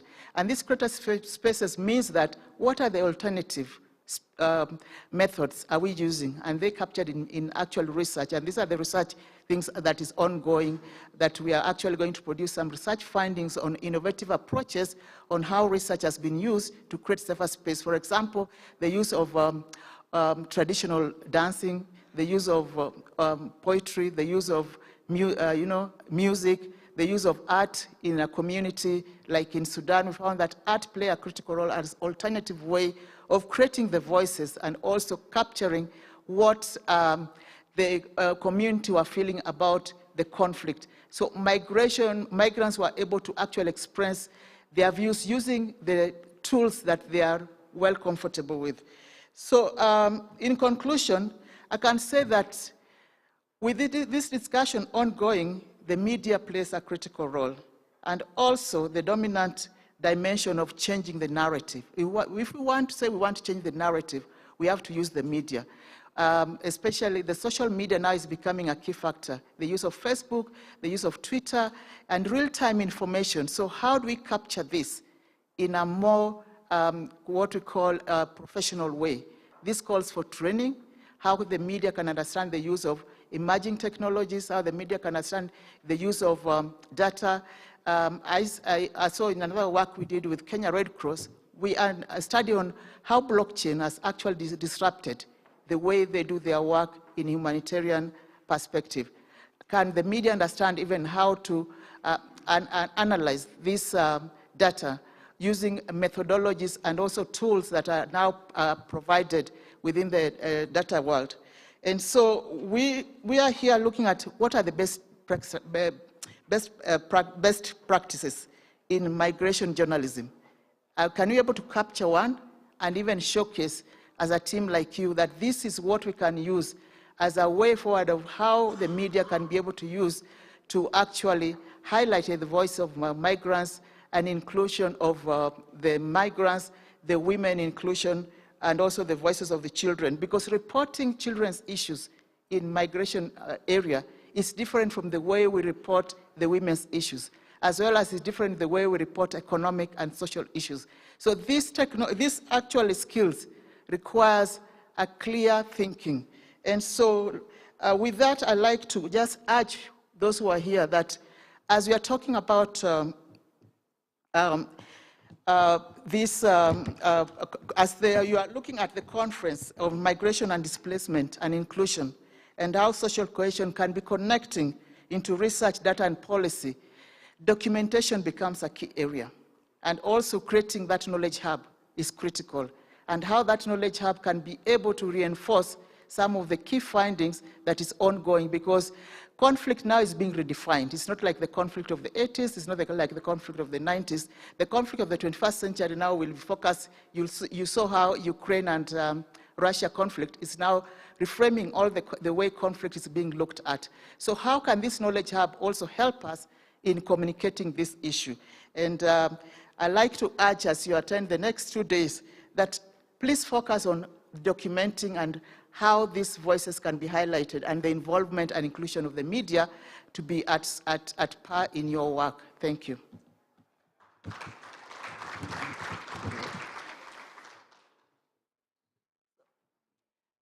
Let's put our hands together for Rosemary. I think, thank you, Rosemary. I think that is an excellent insight on this discussion or for this discussion. Do we have any question for Rosemary at this juncture before we conclude? Yes. We have one question, another one, a second one, third one from IGAD. Yes, 3 questions. We start with our brother here. Thanks. Can you hear me? Okay. Thanks for that, Rosemary. And I was thinking to myself when you were speaking that perhaps the media does not, just like most people, common people, maybe the media does also not understand forced migration and migrant issues.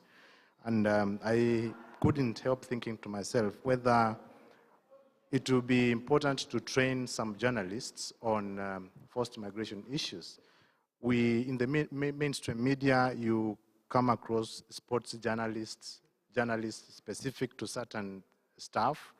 So maybe it's just something we could think about as stakeholders on perhaps training media people, journalists on these issues, and then that way they can report better. Thanks. Oh, our brother from ILO, go ahead.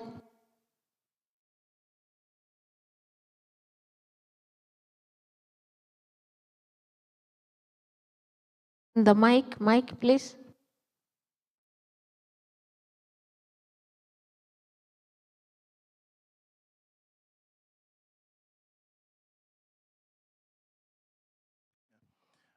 Thank you very much for the captivating presentation about the media.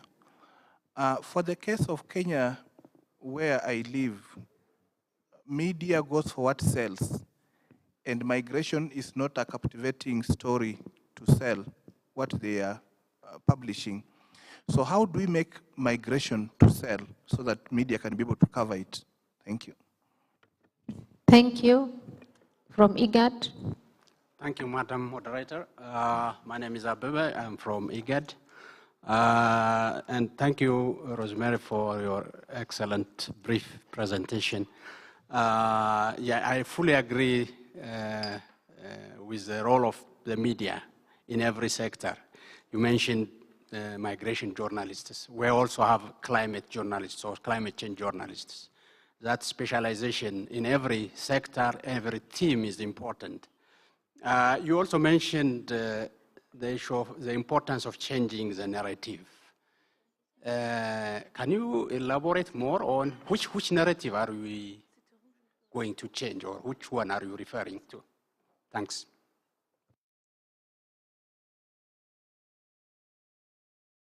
Thank you. I think we would, before we will go for a second round of questions, or you want to take all of them? Let me take on this first. Okay, thank you. Yeah.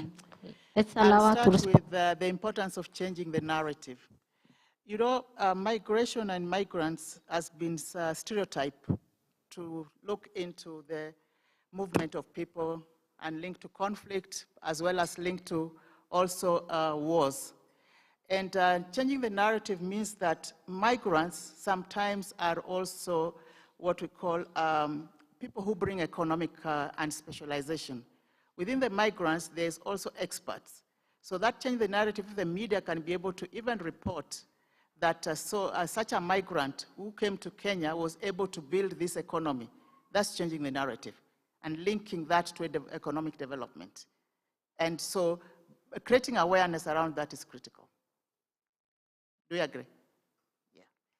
And specialization, and he said that it's also very important. And this is where organizations like you need to partner with institutions to have short courses on special reporting on migrants and migration. Yeah, thank you. You want to respond to the two questions from the two brothers? Does media understand? They don't. They need to be created aware. That's why they need experts like you. But media is a tool that everyone can use. And media also is what we call a jack of all trades. They can actually specialize in this area.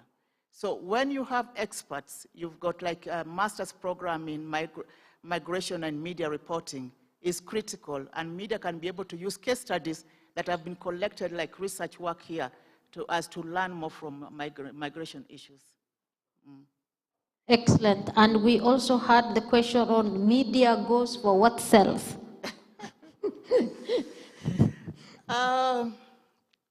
You know, you can actually make what we call business issues to sell.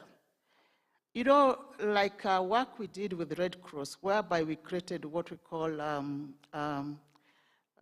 sorry, can I just, okay. Where we created what we call a credit card. We were able to show how migrants in Isiolo were entrepreneurs. And that credit card was able to show how actually the use of that credit card can create a lot of entrepreneurship among the migrants. So what sells is how you package it, how you reposition it, and also how you are able to influence the media to see the news value of it. Thank you. I think the ball is on our court. We have to convince the media that migration, mobility, all that, this we are talking about sells, and how do we do it again is another topic for another day. So I would want to give a chance to our brothers from South Sudan. We also, the chair, Uganda. Yes, from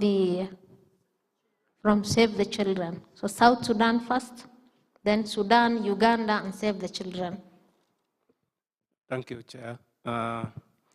I just want to ask the speaker about a notion which is largely undermined. Sorry? The notion of voluntary migration. Yeah, when you look at media reporting, you find in most cases this area is not really covered properly. Mm-hmm. Yeah, for example, when you look at our country, they said we are about over 8 million refugees outside. And our population alone is 14 point something million. And if you go back to our first census, I mean the last census, we were about 8 point something million. So we wonder whether the voluntary repatriation of people who are coming back is really being captured by media houses. Thank you. Okay. Thank you. Sudan?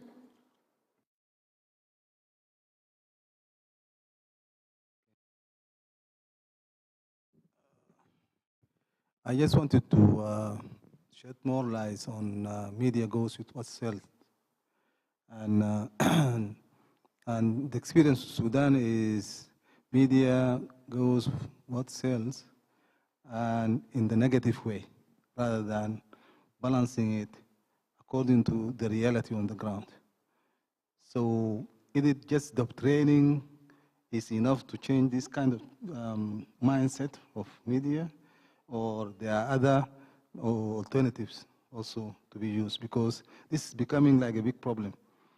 Negative, there are many positive areas, but then the media is focused on the negative and immediately wanting to spread then the bad news everywhere concerning not just immigration, but the whole issue of displacement and migration. particularly the IDP stories, particularly the refugees in our case.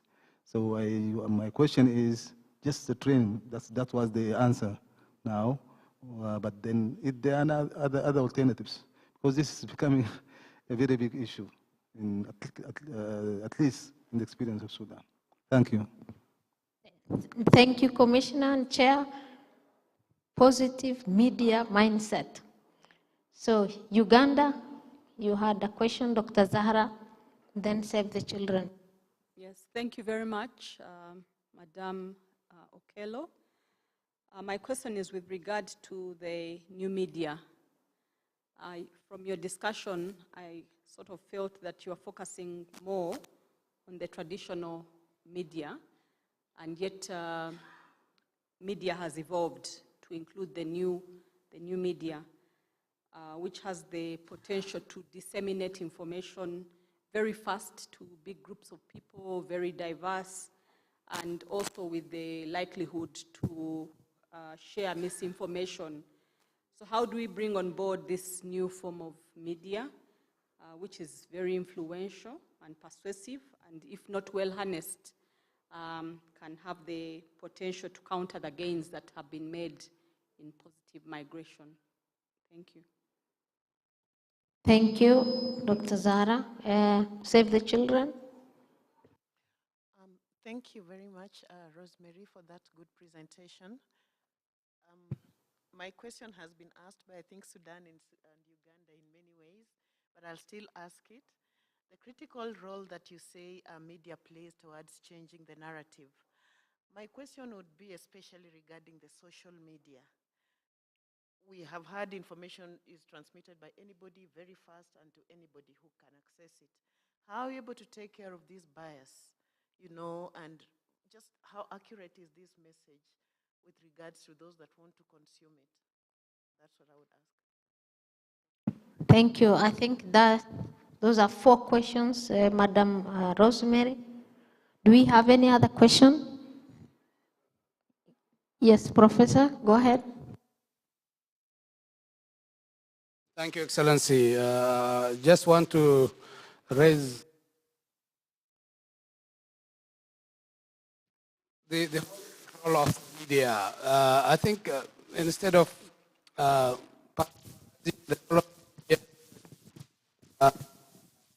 of displacement, we should be able to interrogate the role of the media in terms of development, the sustainable development goals, especially the role of the media in enabling Africa to achieve the sustainable development goals. I think there must be a research in terms of how the media is playing roles in catalyzing policies and development interventions, and how can we harness that at regional level, and then what could be the entry points for the media? Because oftentimes, I think as a colleague from Sudan mentioned, there is polarization between the media and public policy making arenas, and there is a mutual distrust rather than mutual trust and support.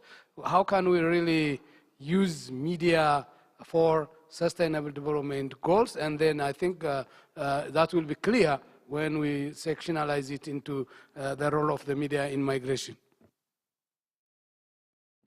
Thank you.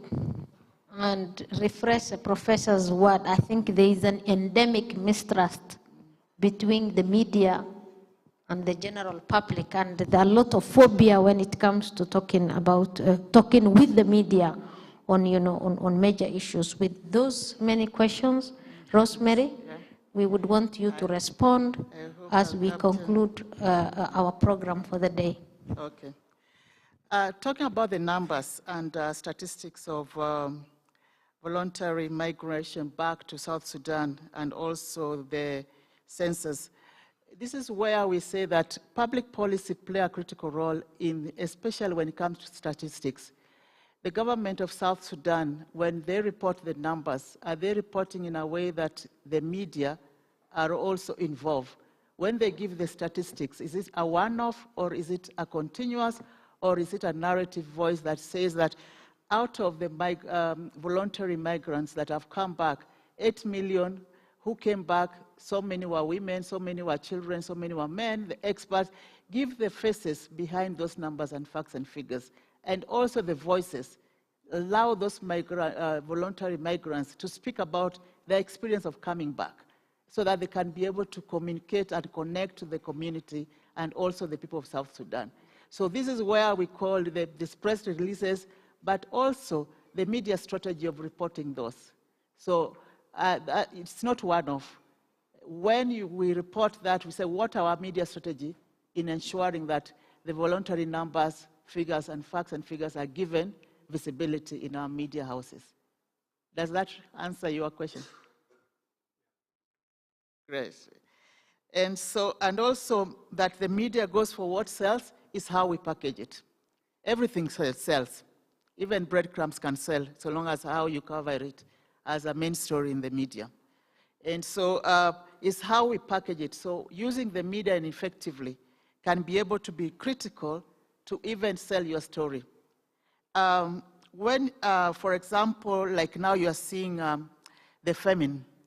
What is selling is the deaths of the animals in the semi-arid and arid area and the voices. But when there was rain in northern, you saw people dancing, there was a positive story, isn't it? The media was able to capture that.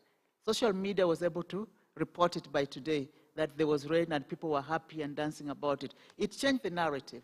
It was able to now reflect that, oh, so it can rain in northern Kenya, and people are happy with that rain, and people are saying how they're going to use that water. So adding positivity is critical. And what actually, when we talk about the new media, even in the media houses, the use of new media is becoming a key factor. The use of social media. So the media houses rely on real time, and citizen journalism becomes a key factor here. Real-time information before they use that to analyze the story behind the story. So real-time will be real-time. And so do we have hashtag on or how we want to capture that social media within the media houses? So use of Facebook, use of Twitter, use of even just hashtagging and announcing. So citizen journalism is being given visibility in this area. And citizen journalism is actually reframing how we can actually tell our stories. So nowadays, the media does not rely on a policymaker. The media will always go, what is the community saying? Get that views and use that to tell their story. That's why we are saying that social media, the media also have adapted into it. They have actually refocused and reframe how they are doing their story. So as we are talking about the old media, we are also linking it to the new media. So the old media is strengthening and reaffirming what the new media has been able to produce. And with the old media, we are using is more analytical and more policy making. New media is more newsy, and new media is informing, and new media is actually alerting and creating awareness. The whole idea of how the media can interact, help in linking the SDG goals. There's a paper that was done, how the media can help change the migration narrative using SDG goals. And it went by saying, looking at goal 1, the media can help to look at internally displaced people, which are often seen as the poorest, and yet not given visibility as people who can actually bring economy. And to live belongings, because some of them were rich wherever they were coming from, and when they came here, they were poor.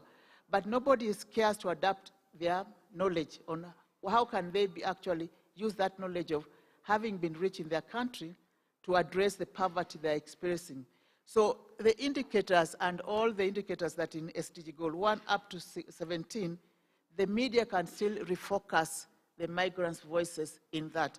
And I'll use now the Goal 16.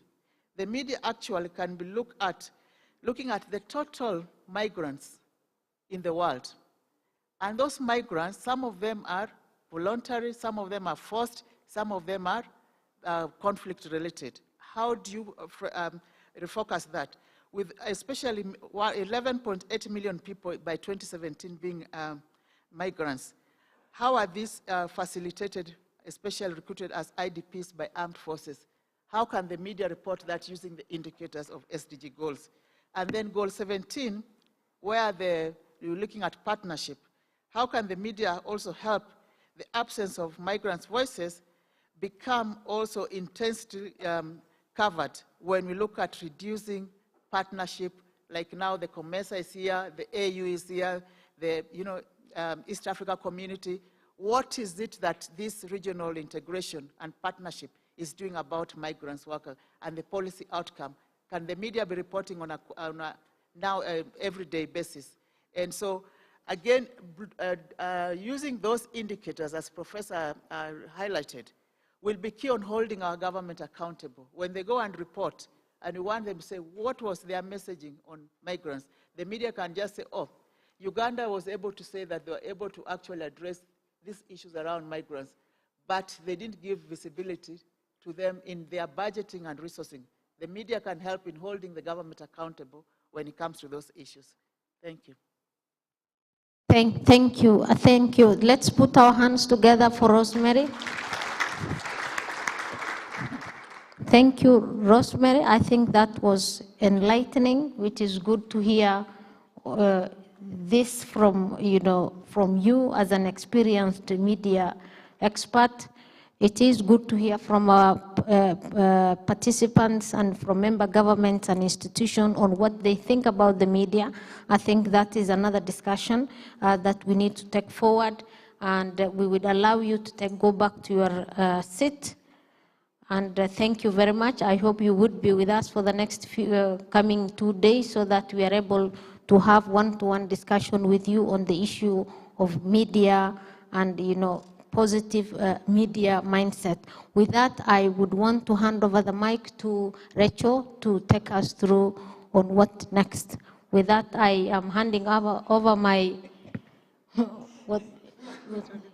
which one is it? As an African, want to hear from our brothers. What am I handing over? MC, Master of Ceremony? The must know, this is Africa, so I have been the president for the day. Okay. So it is very painful to do this, but I want to hand over power to Rachel. Thank you very much.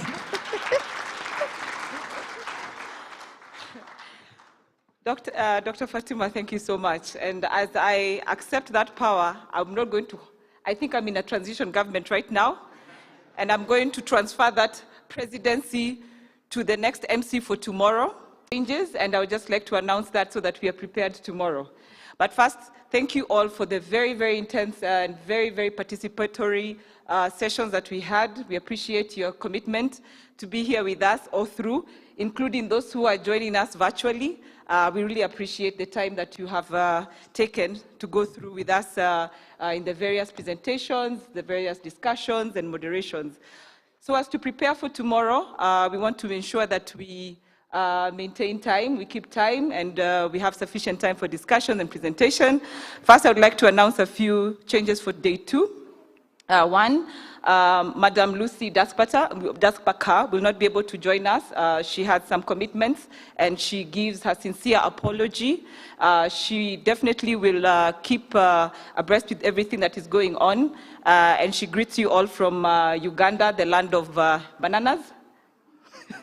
Okay, and thanks you all for attending as much as she'll miss you, but definitely we'll keep engaging. So in that regard, we'll have Dr. Girum, who will also be the president of the day tomorrow. And with that, we'll have a reflection that will be done by our rapporteurs, who will also assist us in terms of reviewing some of the papers, the feedback, and so on. That will be from the Organization for Social Science Research in Eastern and Southern Africa, in short, OSREA. Dr. Tufena will give us a short reflection of the day. And then we'll have a digital video presentation. This is going to be very interesting, talking about climate and the future. How is all this interconnected? Just before we get into the discussion on sub-theme on the social cohesion before the backdrop of climate change, this will be a presentation by Nicholas Meyer that will be done in the hall. He's right here with us. We do have our colleagues from our climate institution, Center of Excellence, that will be joining us. We have a number of them in the house, and it will be exciting also to involve them. So they will be taking moderation and discussant roles in that as well. That moderation will be moderated by Dr. Fekadu. The second room will have unequal opportunities due to gender, age, ability, ethnicity, and the intersections. Now, these are two papers, one by Alemu Asfao and the other by